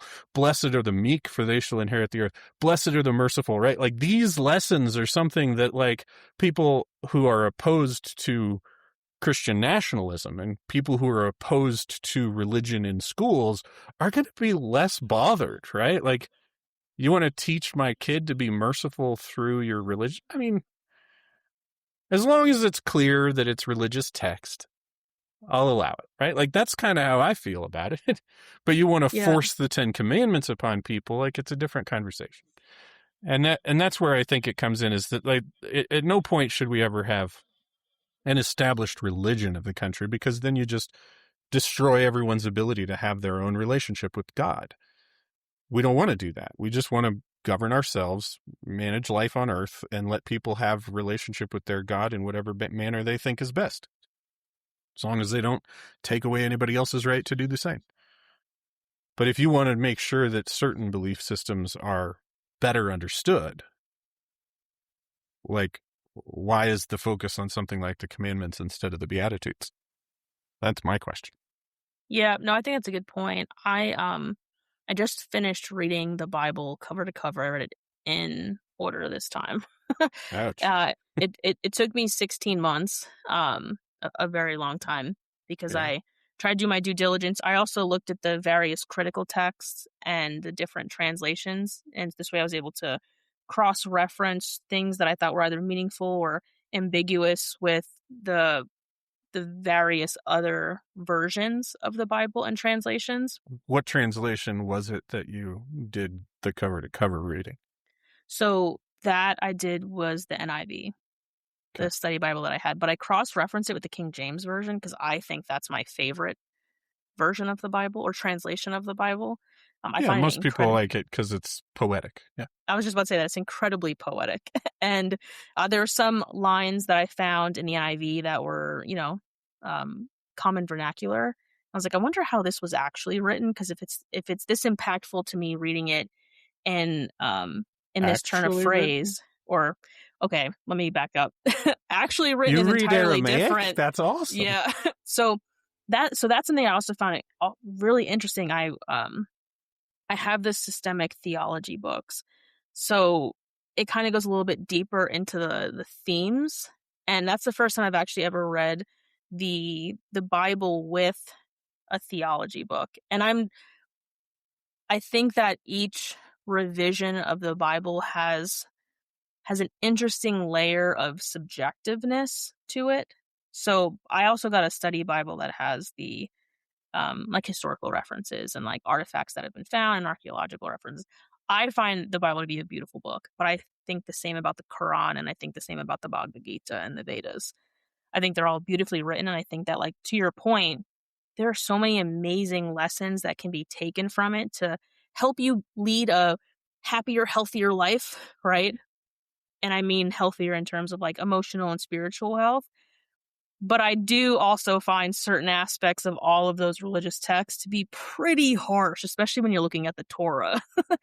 um, I would I hope that, because I do agree with you about yeah, those books all having great value, the Quran, the Bible, the Bhagavad Gita, but I would hope that you put books like The Social Contract by Jean-Jacques Rousseau into the I same category, because yeah, that's like I mean what was the other one I was looking for?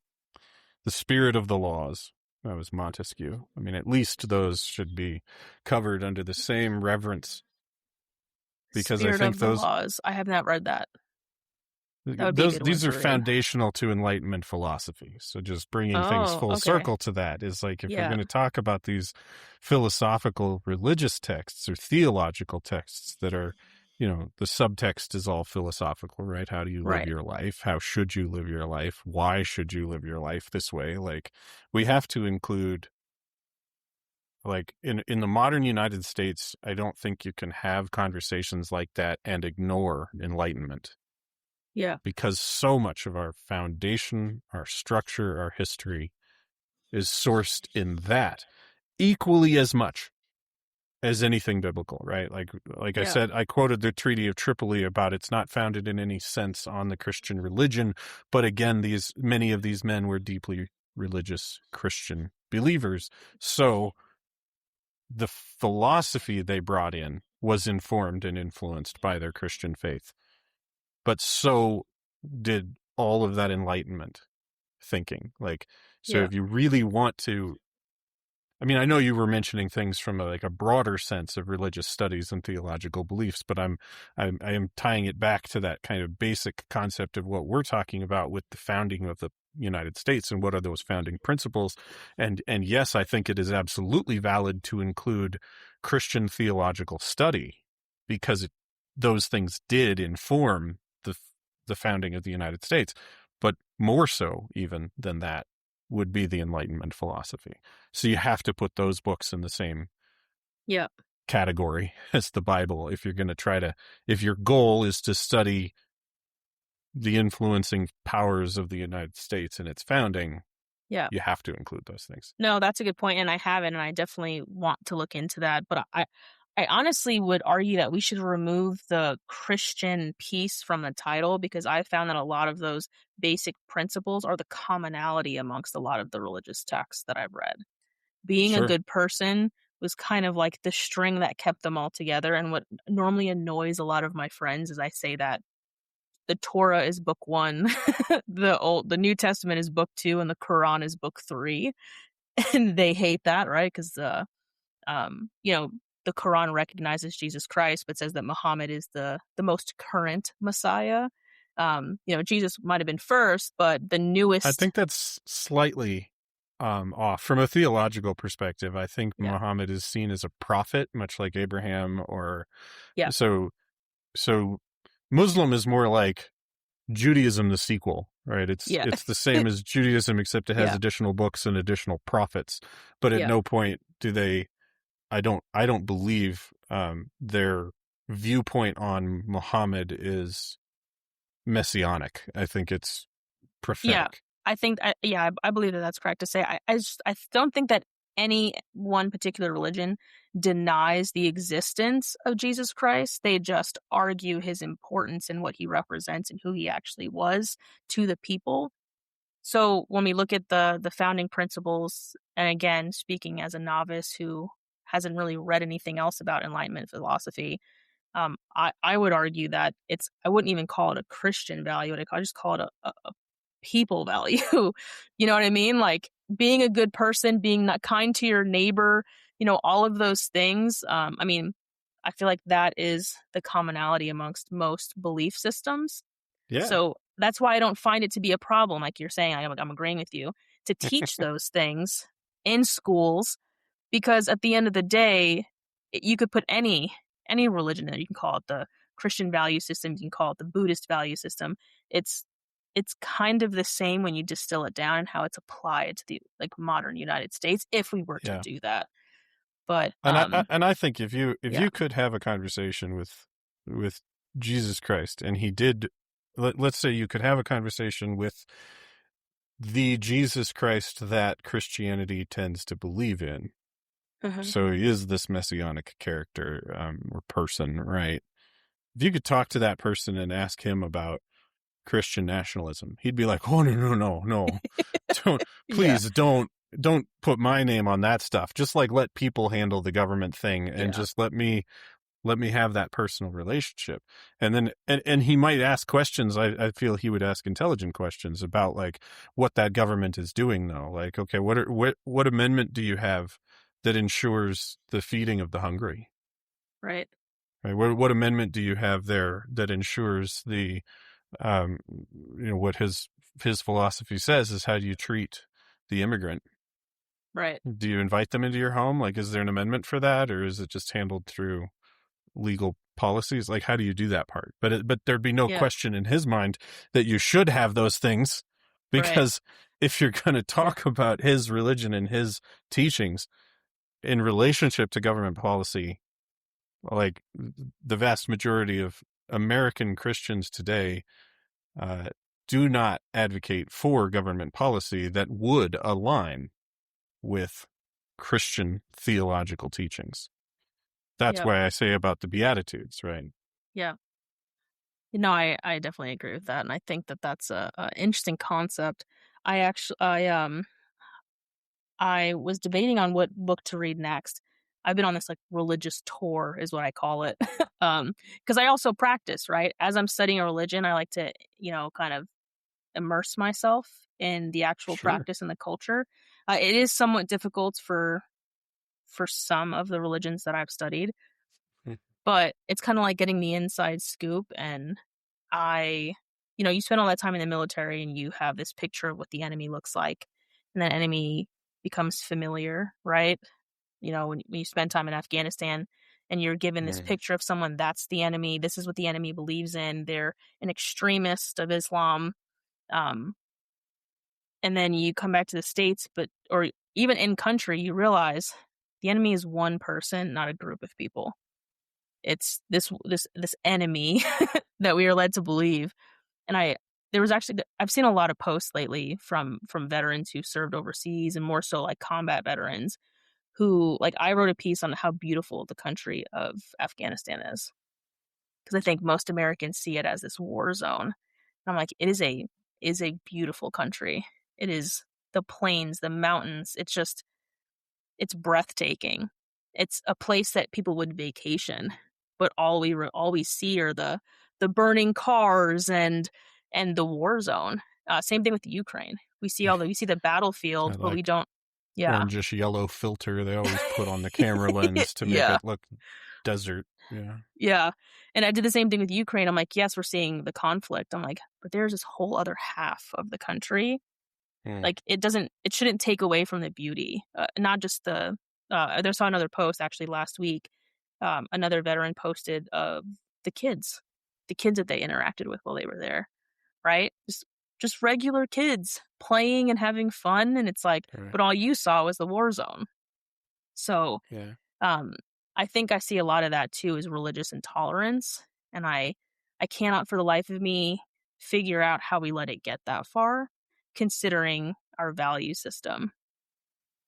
Well, not that it helps, but it maybe lessens the struggle to a degree to simply recognize that religion throughout the entirety of human history has represented that kind of conflict. So it's not new, is all I'm saying. Like, Yeah. not that that makes it right, not that that makes it good or anything of that nature, but I just mean that maybe it helped you accept it a little easier if you realize, well, it's kind of always been here. Mm-hmm. But that just makes the solution, if we're going to talk about solutions again, like Yeah. that much more complex. How do we find a solution to that situation? Um, and I truly believe that that the idea of what America is supposed to be is an eloquent solution to that. A government by, of, and for the people that does not play around in religious doctrine at all, right? Go back to that clause of the Treaty of Tripoli. It was included for a reason. They wanted to be clear that religion was not a driving factor for how the government conducted its business. That's all. Right. The humans within that government have to make their decisions based upon whatever philosophical or theological belief systems they hold, of course.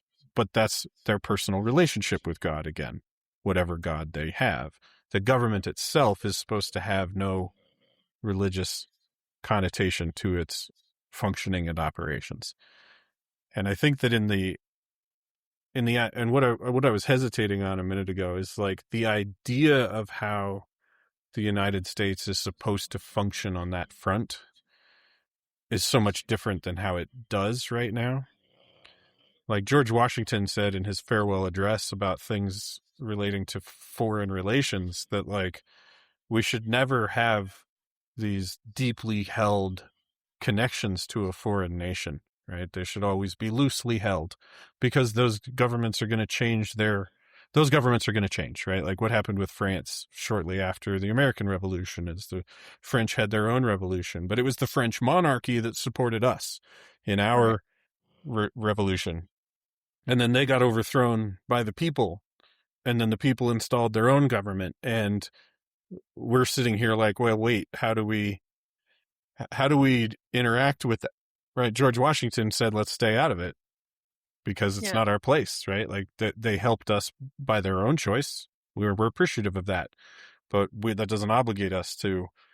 But other people argued the reverse. They're like, well, now they're battling for liberty as well. We have to support liberty. Liberty everywhere is beneficial for liberty at home, or I mean, I think my point though is simply that our government is supposed to function in this way that does not glorify war. Right. And I don't think that's been true for over 100 years in how our government operates. But if our government did operate in that way, that fundamental base founding belief that war should not be our primary operation or our primary function, I don't know. I mean, my mind moves a million miles an hour around stuff like this, but like if the budget for the State Department was as big as the budget for the Department of Defense, like our diplomacy would be legendary. Yeah, or the Department of War, if you will, to completely contradict what we're saying right now. It's literally called the Department of War now. No, I think that's a really good point. I would love to see a moment in time where we're not in some sort of conflict or in someone else's business. I think the undertone that's become extremely more apparent is that a lot of what we're doing, and when I said that the Martin Luther King quote was weaponized, it was because of that. A threat to democracy anywhere was taken out of context. He meant anywhere in the United States and, the world, but from a humanitarian Sure. standpoint, people should be treated fairly. And the government's like, "Oh yeah, that's good. That's a good reason to go to war." And they took that. And I think that concept Yeah. of, well, we need to establish a democracy here. We need to teach them the right way to do things, rather than just appreciating the way that they do things and learning to work together with countries that are under certain, not necessarily democracies, but like Afghanistan, how we interjected ourselves there in the 70s. I don't think that was, that one. yeah, I don't think that was necessarily our place, but we got ourselves in someone else's mix. And I think that that's a good point. Although there is former CIA. Sorry, go ahead. I think there's something to be analyzed there around what you're saying in the realm of like what constitutes a threat to democracy anywhere, right? Yeah. Like if we are going to take that quote at face value and just analyze that, like how did we come to the conclusion that some of these actions were necessary? What was the actual threat to democracy? Like what was the did a threat exist? And I think a lot of times the answer is going to be no. I assume this is probably where you were about to go, but what was the CIA reference you were bringing up? Yeah, Sarah Adams is a former CIA intel, boots on ground type person, operator, who talks a lot about our conflict overseas. And I think she's incredibly intelligent. I think she has some really good insight into the current threat landscape as a security professional. What I don't agree with is that, taking a potential threat, a nation state actor type thing, and using that as a reason why the United States needs to interject itself.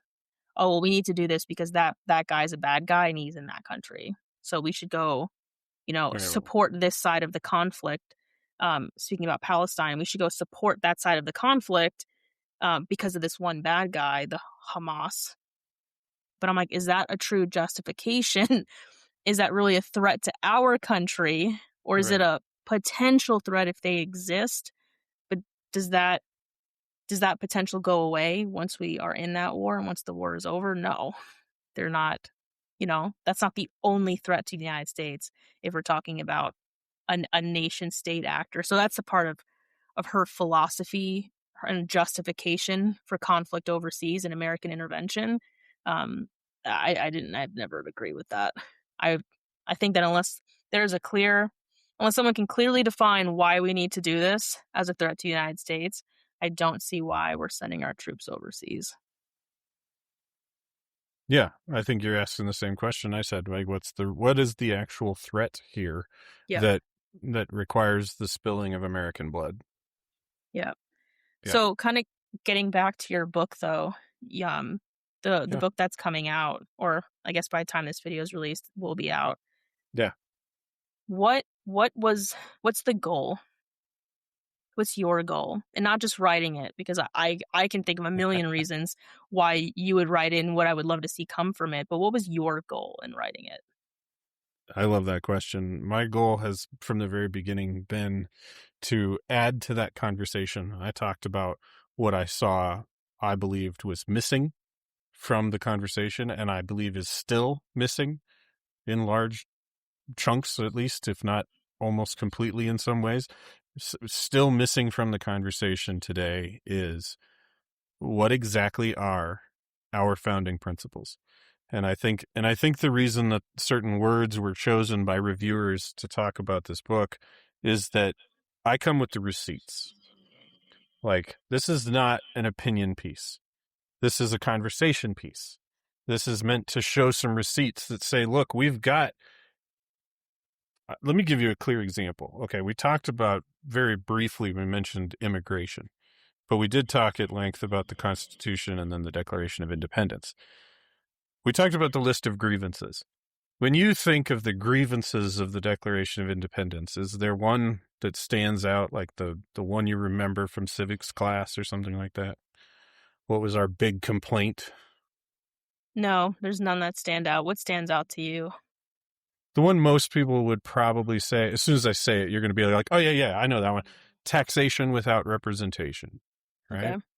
You've heard that. That was a big complaint we had. Yeah. Okay. That's number 17 on the list here.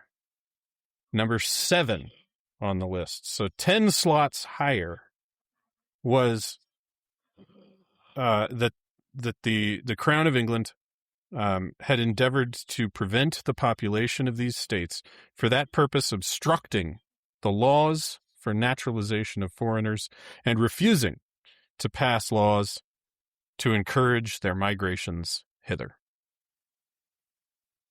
It was a high crime in the minds of the founding fathers. It was a high crime for a government to oppose immigration. That's right here. This is the Declaration of Independence. Direct text. Yep. This is what I say. I come with the receipts. Like, you cannot call yourself an American and be opposed to immigration. It's right here in the Declaration of Independence. That is a high crime. Yeah. How do we talk about it then? Let's have a real conversation about it, because of course it should be like controlled, like people talk about open borders and bullshit like that. But, you know, like, that's not what I'm advocating for. I'm saying it's a high crime for a government to oppose immigration. Right. That is foundational to the United States. If you oppose immigration, you know, get out. You don't deserve to be here, because that is not foundational to the United States. So this is what I'm saying about the conversation. If we can sit here and have a conversation, if this is what my book can add to the conversation, that's the purpose of my book. If I can get people to sit here and say, okay, this is what the founding texts of our government say. We have to be for immigration. How can we do that effectively? That's the real conversation. But if the conversation is like, no, we should just be opposed to immigration, we just need to stop all people coming into the country. Okay, you're committing the same crime that the Crown of England committed. So, you know, get the fuck out. Like, this is not even a conversation. We've already agreed that the foundation of the United States is to say that that's a crime. So my guess would be you were outraged when the current administration stopped immigration processing. Outraged, like, you know, you make me sound like some like, you know, angry guy on his TikTok no, page. You're very like, even keel. The receipts are right here. Yeah, I would like, be. I mean, it's not just outrage; they are committing treason. Right. That's the word that I think doesn't get thrown around enough with this particular administration, because this is not this guy who wrote some book's opinion. Right. It's in the Declaration of Independence. Yeah. Now, of course, people are going to be like, well, that's not law. No, it's not law, but it's foundational philosophy of the United States. You want to call yourself an American? You better understand what all 27... legend. Yeah. You know, if you want to call yourself an American, you should understand exactly what all 27 of these grievances mean. And you're going to have a real hard time realizing that MAGA politicians have supported almost every single one of those grievances in our government in the last 10 years. Well, I can tell you that I was outraged. I'm not as even keel as you at certain times. I was outraged, having at the time worked for immigration. Mm-hmm. And when I found out that we were just like stopping stuff, like, you know what? This is not going very well. We're just going to halt everything. I'm like, that's not how you fix stuff. Like, you have people that have been waiting 10 years. And then during the first Trump administration, he established this fast track to citizenship if you could pay. Mm-hmm. If you could pay more, then you could become a U.S. citizen in a reasonable amount of time. And anytime an application came in from somebody who could pay, it went to the top of the stack. So anybody else who had been waiting and doing what they're supposed to be doing and going through the process, they were moved down because of those folks that could pay. And to me, I thought that was exploiting the system. Now, don't get me wrong, it's most, What does it say? immigration. It says obstructing the laws for naturalization of foreigners. I mean, it sounds like he that policy was exactly that. I'm Yeah. obstructing the naturalization of foreigners by creating a pay-to-play system. So again, a president, an administration, and our government being guilty of exactly the grievances that the founding fathers said were so bad of a thing for a government to do that we need to sever ourselves from that government and have a new one. So now we're going to commit the same fucking crimes and call ourselves Americans? No, you're committing treason. And that was during his first traitorous administration. Bullshit. Yeah, exactly. It was during his first administration, and then what I saw when Biden came in was like, well, shit. This is already kicked off. How do we speed up this process? So he was like, well, the fee-based thing is kind of working. We just don't have enough people. So the people who've been waiting 10 years now have to wait 15. So he went ahead and just hired as many immigration service officers as he could. This way, everyone had a fair shot. So there's people dedicated to the fast track, and everybody else continue what they were doing. And we were actually able to process faster and the right way, right? Well, the right way. So we went through our criteria and the backgrounds and all that other stuff. And then I've probably been to a couple hundred naturalization ceremonies. I recommend that every single person go to a naturalization ceremony. It is the most beautiful thing. It's open to the public. It's at every federal facility that has a citizenship and immigration office. It's usually in a courtyard. It's beautiful. Or in a large room. We did it once at Dodger Stadium and naturalized 10,000 people, right? Sometimes they do like big ones, but I like that. I think it's absolutely incredible. And like to really drive home what it means to these people to become American citizens, I think it's things that we take for granted because we're born here. A lot of them, that had to hire people, work through language barriers, all while busting their ass to be here. Some of them weren't even here while they were fighting to become American citizens. They were in their home country, had applied multiple times, maybe not passed the test the first time, which the test they made it more difficult, right? They added 150 extra questions this last couple years. So I think every single person should go to. And I've seen the analysis on those tests. How many high school graduates of America, born and raised in the United States, citizens who can't answer those questions. Yep. And then the test itself, just the test, not the process, went up by $250 this year. $250. So now I think it's $750 for test and application. And if you fail, you have to pay again. But you only have a short window. So if, because you're only allowed to, be here to take that test or even in your country, $750 is a lot of money in most places, especially where a majority of our application pool is coming from. Not always, but yeah, it's still a lot of money. So I find it interesting, but also going to those naturalization ceremonies, if that doesn't make you want to improve the process, like just seeing the people and how happy they are with their whole family here. Yeah, I think every person should witness at least one naturalization ceremony. I agree. I think it puts into real life terms an understanding of what's inscribed on the Statue of Liberty. Bring me your tired, your poor, your huddled masses yearning to breathe free, and to see these people like get through that process and now getting to breathe free is desired, right? That's exactly what we're supposed to be about. And improving the process, making it less expensive, less of a barrier, less of an obstruction, right? Like these are all debates that we can legitimately have. Yeah. But it's still this debate around how do we facilitate, not do we allow it?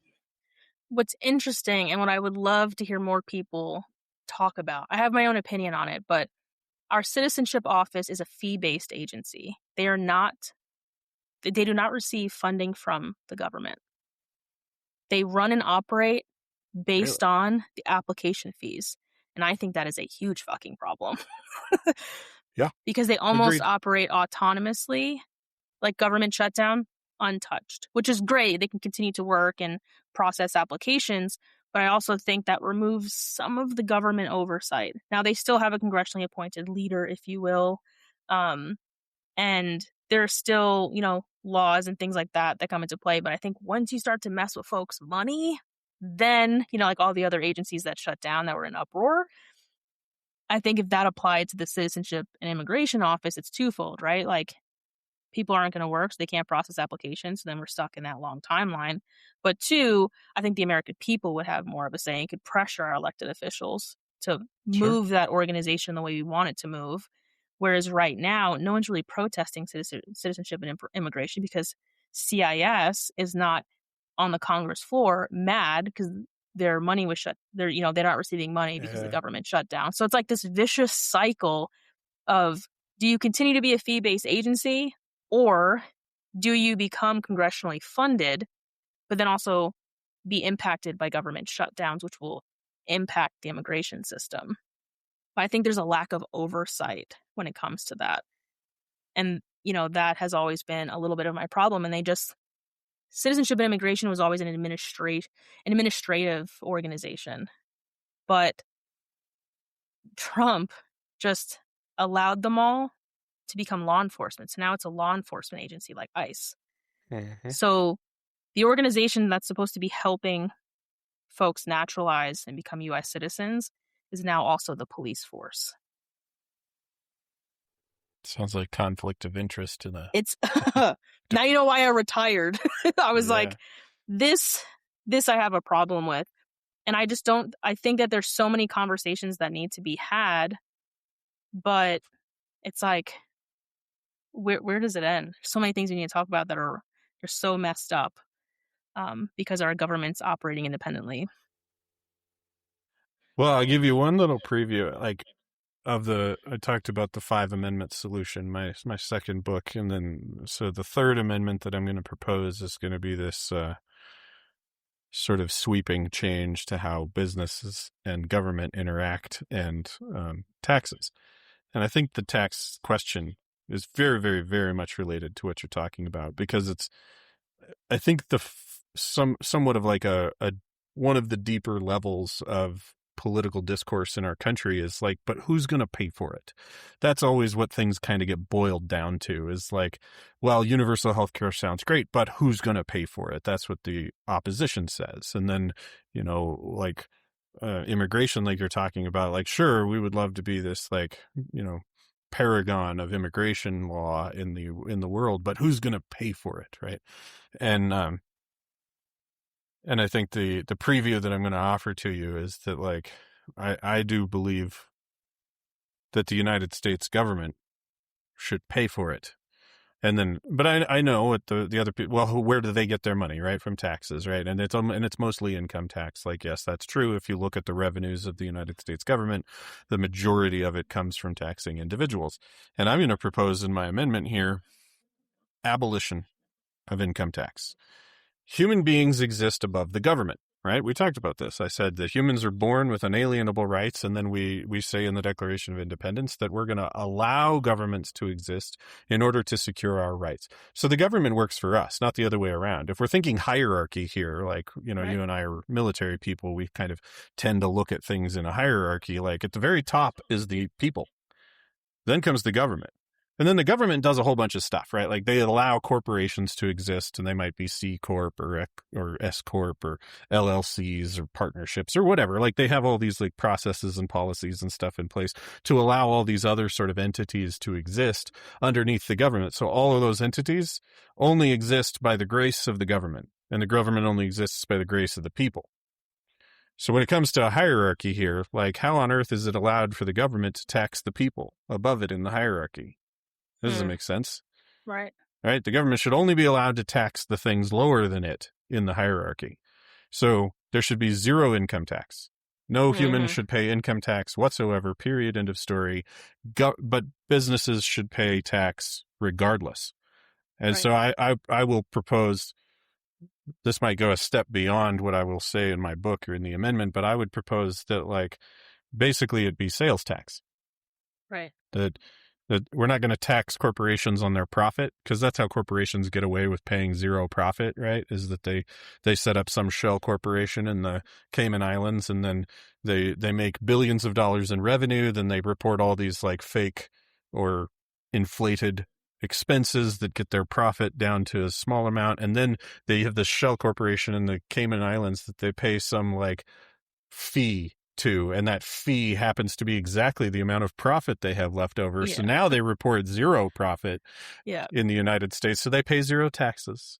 This is how corporations, and I'm not talking like, owned by the mob. I'm talking about, Apple and Google, and these corporations are literally doing stuff like I just described to avoid paying taxes to the United States government. So my proposal is every transaction that every single corporation makes gets taxed like it's sales tax, right? And if you taxed everything with like 5% sales tax, like a federal sales tax, is what I'm saying.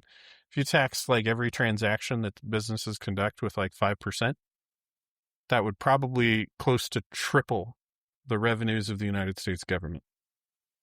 Would we remove state taxes and it would just be the singular tax, or would there also have to be the state tax follow the same thing?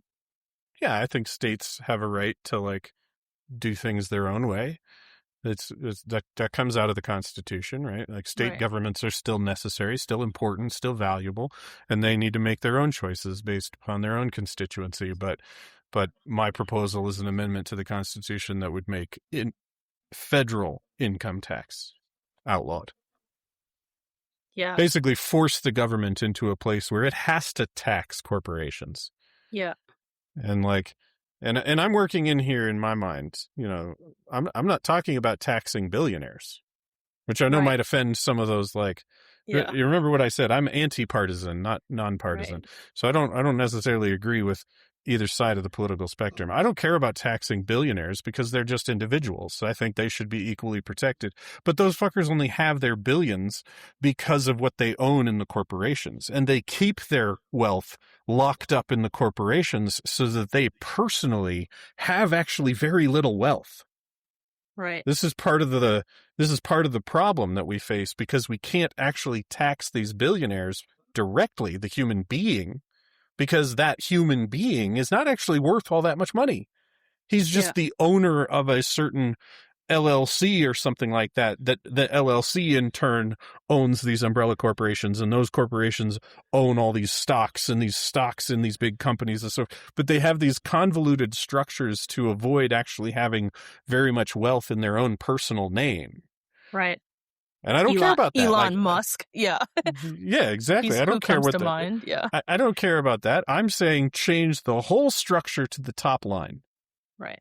You know what I said? Every corporate transaction, every bit of revenue they make gets taxed at a very small amount, like 4 or 5%, whatever, right? Like we can do the math later. But the idea is that we tax just like sales tax, just like everything gets taxed sales tax. But I would want to tax both services and products, not just physical products. Yeah. Everything at the revenue line of a company gets taxed. And then beyond that, like, who cares, right? Like, they want to pay their shareholders great big dividends, and rich people want to keep their wealth tied up in their shell corporations and their umbrella corporations, and they want to do that kind of stuff for, like, whatever reasons they have. That's fine. I don't see a problem with that, because the individual should have that freedom, should have that right to keep things structured. But those corporations only get to exist and operate and conduct these transactions because our government lets it. Right. So they got to pay to play. They got to pay for the right to operate in our country that we allow that government to exist. The people allow the government to exist. The government then lets the corporations do business, but they got to pay to play. So every single transaction should have that tax on it.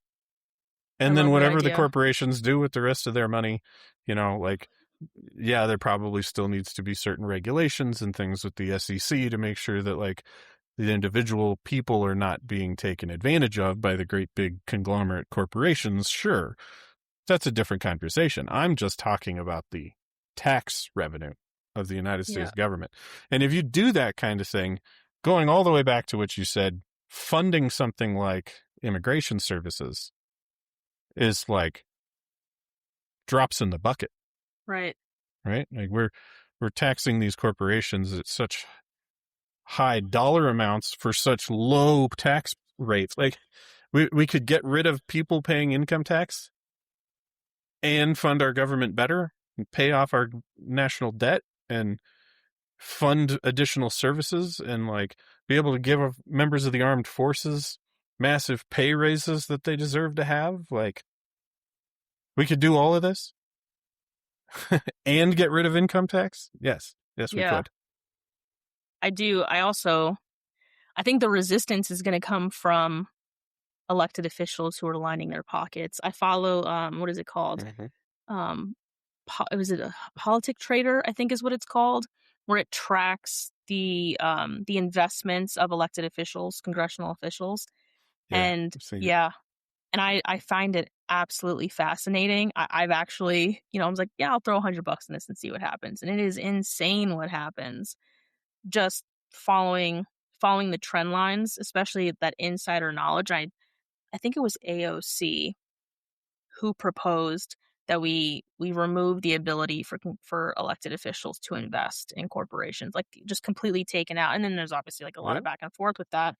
But I thought it'd be interesting, like, what happens if you can't invest? Would you still be a billionaire or a millionaire when you leave Congress, if you ever leave Congress? I'd love to see term limits. There's a lot of things I think need to happen. That's one of the other amendments that fixes some of those things. Yeah. In my second book, one of the I kind of have them lumped into groups, like, so each of these 5 amendments will be somewhat wide-reaching, but one of them is I'm looking at term limits. I'm looking at definitely limiting any ability for corporations to be involved in politics, because go back to that hierarchy, right? Like, the people allow the government to exist. The government allows the corporations to exist. Therefore, the corporations should have absolutely 100% zero influence in the government, because the government lets them exist. The government does its job because it's serving the people. The government answers to the people. We all say that. We all think it. We all kind of know it's like theoretically true, but it's not actually how it operates right now, because we let corporate money get into politics. So the amendment I'm going to propose would be a like hard line 100% removal of all corporate influence in politics whatsoever. Yeah, the Economist, I believe, I'll find the video and I'll add a link. They kind of backtracked after the last election where some of that lobbyist money was coming from, because obviously they don't have to say, who they're investing in, but through various means and methods and SEC reports, right, that are required quarterly, some of these reporters were actually able to track the money that was spent on certain political campaigns and what corporations it came from, and then how that's played out during that individual's term. And it's absolutely awful to see how influenced folks are by that money. But at the same time, it's like, well, no shit.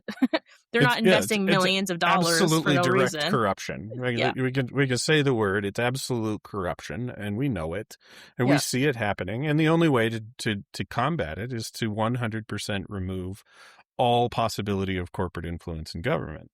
Right? Like, that's what I'm going to propose, is that in this amendment, is that, and I have very specific mechanisms by which I think that's achievable. But it comes back to the democracy piece, right? A corporation is not a democracy, right? It has its shareholders. Its shareholders do some votes and select the C-suite members of the corporation, and then the C-suite members do the rest. So there's like a slight kind of resemblance of a democratic process there, but at the end of the day, the corporation and the C-suite executives are only then serving the shareholders, which is something.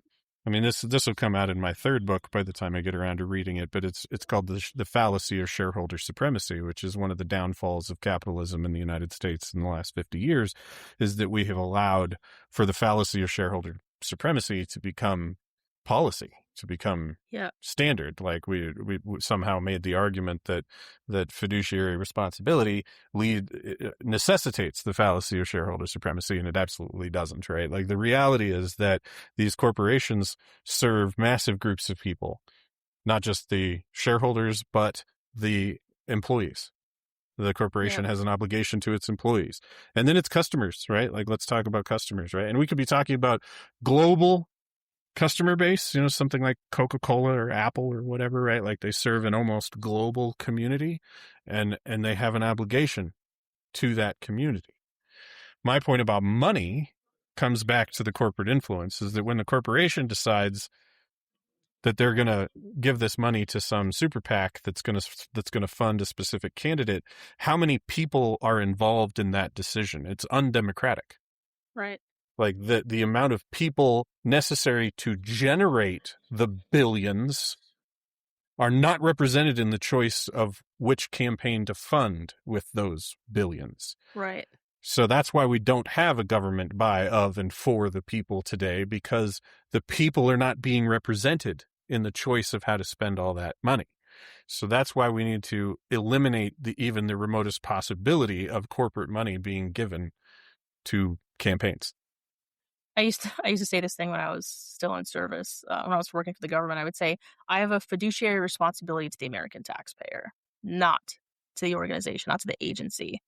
I'm not here to save you money or to report to Congress and ask Congress for more money. It's my responsibility to spend the American taxpayer money in a way that helps and supports the American taxpayer. And people hated that, because I would say no to things, and I would propose that we shift funding in a different direction, and folks hated that. And at one point, I changed my my signature to that statement. I have a fiduciary responsibility to the American taxpayer, and it's usually around the fiscal year, like the end of the fiscal year. We were talking about next year, and it was like, if you're going to come with me because you don't agree with how I want to spend the money, read my signature block, because I'm not here for you. I'm not here for you. And I think that folks in the government sector as well, it's just interesting to me, because like, if we went out, even as friends, and you wanted to talk to me about the work I was doing, and I was still a federal employee, I am not allowed to even let you buy me a cup of coffee because of conflict of interest. But we have elected officials who are getting flown overseas or taken to big corporate dinners by these corporations, and that's okay. But if I go out into town to a conference and the local police chief wants to sit down and talk to me about policy, and he wants to buy lunch, I can't do that. It's conflict of interest. Honestly, having the conversation would be an issue, and I'd have to report it through an official government chain to let them know that I sat down and talked about work stuff. But then you see the people I'm reporting to not following that same policy, because it technically doesn't apply to them, is how the policy is written. I'm like, that is so interesting. But that aside, so how many other books do you have in the pipeline? Because you just mentioned a third. What's the dream board looking like? The dream board. Well, I mean, it's like, so there's these two books specifically about the American government. So the one coming out on the 14th, when anybody will be able to pick that up by the time this video comes out. The preview for the 5 amendment solution is at the back of this book, so you'll get just a little taster of that one if you make it that far. And then beyond that, I think the majority of my focus is outside of government and more in the philosophy of business. Right? I talked about the fallacy of shareholder supremacy, but I mean, like, corporations have an obligation to serve their community. That's CSR. Yeah. It's it's not like, this is not ethereal, right? This is real. Like, corporations don't actually make money unless they give something of value to their customer, right? Whether that's a service or a product, right? Like, they have to provide something of value. But that leads to all kinds of problems, right? Things like planned obsolescence and, I digress. My point is that, like, yes, all kinds of problems can come out of how do we, so what I guess I'm trying to say is that my books, beyond the government books, are going to focus on how do we hold corporations accountable to their role in society, right? We allow corporations to exist. because we allow the government to exist. The government works for us. The government lets those corporations exist. At the end of the day, these corporations are just artificial constructs of humanity, and they exist to serve us. Right. They exist only for the purpose of making our lives better. Yeah. So how do we hold them accountable to that in a viable way? Like, I don't want to put corporations out of business. I don't want to like cause us to regress to the Stone Age or some shit, or, like nothing like that. I'm just saying, like, there are legitimate ways, absolutely, that we can hold corporations accountable to something other than profit maximization as a metric of success. So that's what my future books will look like. I mean, I think somewhere in there might be my own PhD program. I've been looking at various schools, including like Oxford and University of Edinburgh and places like that, as places I might want to go for a PhD program. And my PhD would definitely focus on this corporate responsibility in society kind of viewpoint. So not so much on American government pieces. So it'll definitely be these 2 books on American government. And then beyond that, you'll probably see a number of books from me about corporate responsibility. Yeah, it sounds like you're moving to that next layer of that hierarchy that you talked about.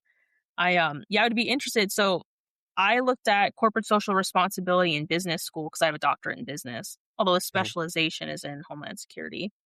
But during that business piece, I learned a lot, especially as an entrepreneur at that time. And one of the things that I found incredibly interesting was something that India actually did, where, in the United States, we say, hey, corporations have a responsibility to not just provide something of value, but to improve the communities in which they operate. So if you're building a Coca-Cola factory in the middle of somewhere, what are you doing to improve the quality of life and to support the community that you're now going to operate in? But that's all we said. You got to do something. India took it a step further and said, no. Like, yeah, you have to do something, but that do something has to be at least, I think it's like 10% of your bottom line. So then, there's that number fudging, and they came back and they said, no. Before that, before that bottom line, that line right before that, if your revenue stream, if your revenue stream is 10 billion, 10% of that needs to go back into the communities that you're operating in. So they gave them hard boundaries, whereas the United States just said, hey, you have to have a CSR when your corporation reaches a certain point, and that also includes registration with the SEC. But that's it. So if Coca-Cola in the United States spends $10 and plants a tree or a bush somewhere, they can say, yep, did our CSR. Check in the box. Right. Yeah. Because there's no minimum or something like that. Yeah. And that's where India, I thought, was pretty interesting. There's other countries that have unique ways of doing that. But India turned around and said, no, we're going to tell you how much. And it's going to be a certain percentage of what you're making, profitable or not. So, yeah. And obviously, it gets incorporated into prices and projections. But, if a company is if 10% is a couple $100 million, that's quite substantial.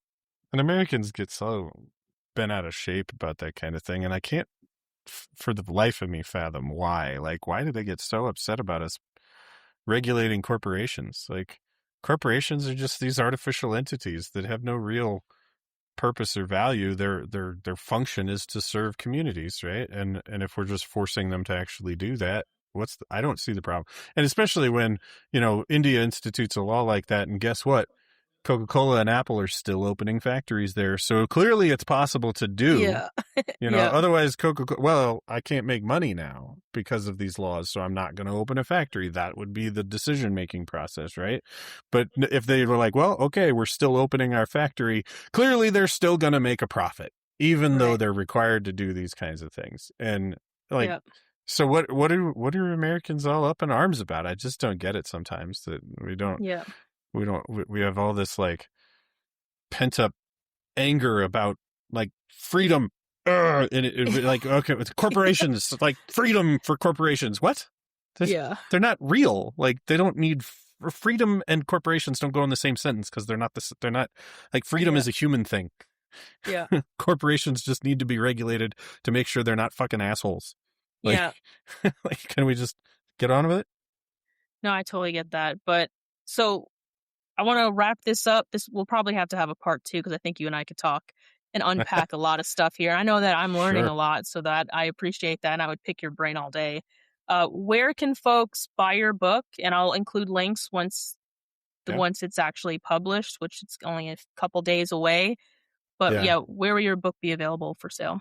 Everywhere. So I have recorded the audiobook myself. So if you prefer audiobooks, you can hear me read my own book. And that'll be available on all the audio platforms. The books will be available on Amazon, be available through your local bookstore. You can have them ordered if they don't have it already. Anywhere you buy books, you should be able to find The Conclusion of the American Experiment. Awesome. And I'll find a few links and I'll throw them in the video description. But yeah, I just wanted to thank you again. And yeah, you're like, hey, that's me. That's me. Yeah, thank you again. I also want to highlight that this is an actual published book, not a self-published book. I know that Mm-hmm. I got some hate last time I didn't make that distinction. Some of the comments were like, this is self-published. And I'm like, it's still published. But yeah, I'm looking forward to I don't know reading. where I don't know where that line is. Like I yeah. self-published. I mean, whatever. Yeah, that's something that we could also unpack. It's interesting to me, but I think more so people are upset because a lot of folks are just generating books using AI and then slapping a cool cover on it and Okay, throwing it yeah, on that's different. Amazon. But I think that there are some people that are actually writing books and publishing them themselves. And Yeah, those, that's what it I just, did. yeah, it's just This this finding, represents this represents actual intelligence, not yeah, artificial. So maybe that yeah, kind of AI. But yes, this was years of study yeah, from me after joining the military and pre-military, but definitely after joining that. Like I yeah, felt like I had to study our history. Like if I'm going to take my oath to the Constitution that could result in giving my life for it, I better understand what I'm actually giving my life for, yeah, or potentially giving my life for, right? Like, I mean, so yes, over a decade's worth of study went into this book. So no, it is yeah. not AI slop. Yeah, folks are, I think that's where the uproar is coming from, is that AI made book is thrown on the, Amazon, because Amazon has their own publishing platform, and then that's it. And then like 25 different variations of that book, each with a different cover and maybe a different title, also come out, and that is the issue, and it becomes extremely apparent while you're reading it that there's a lot of issues with the content, obviously, especially if someone's not Yeah. actually reading through it. But you are not that.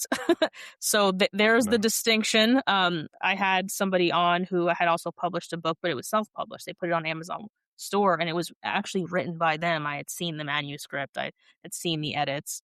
They actually hired an independent editor, but published it themselves rather than going through a publisher. And I didn't say that. I didn't make that distinction. And I was like, well, because I knew the book was written by him. Like, and we went through the process you would go through if you had it published by some big corporation or some publisher. It's the same thing.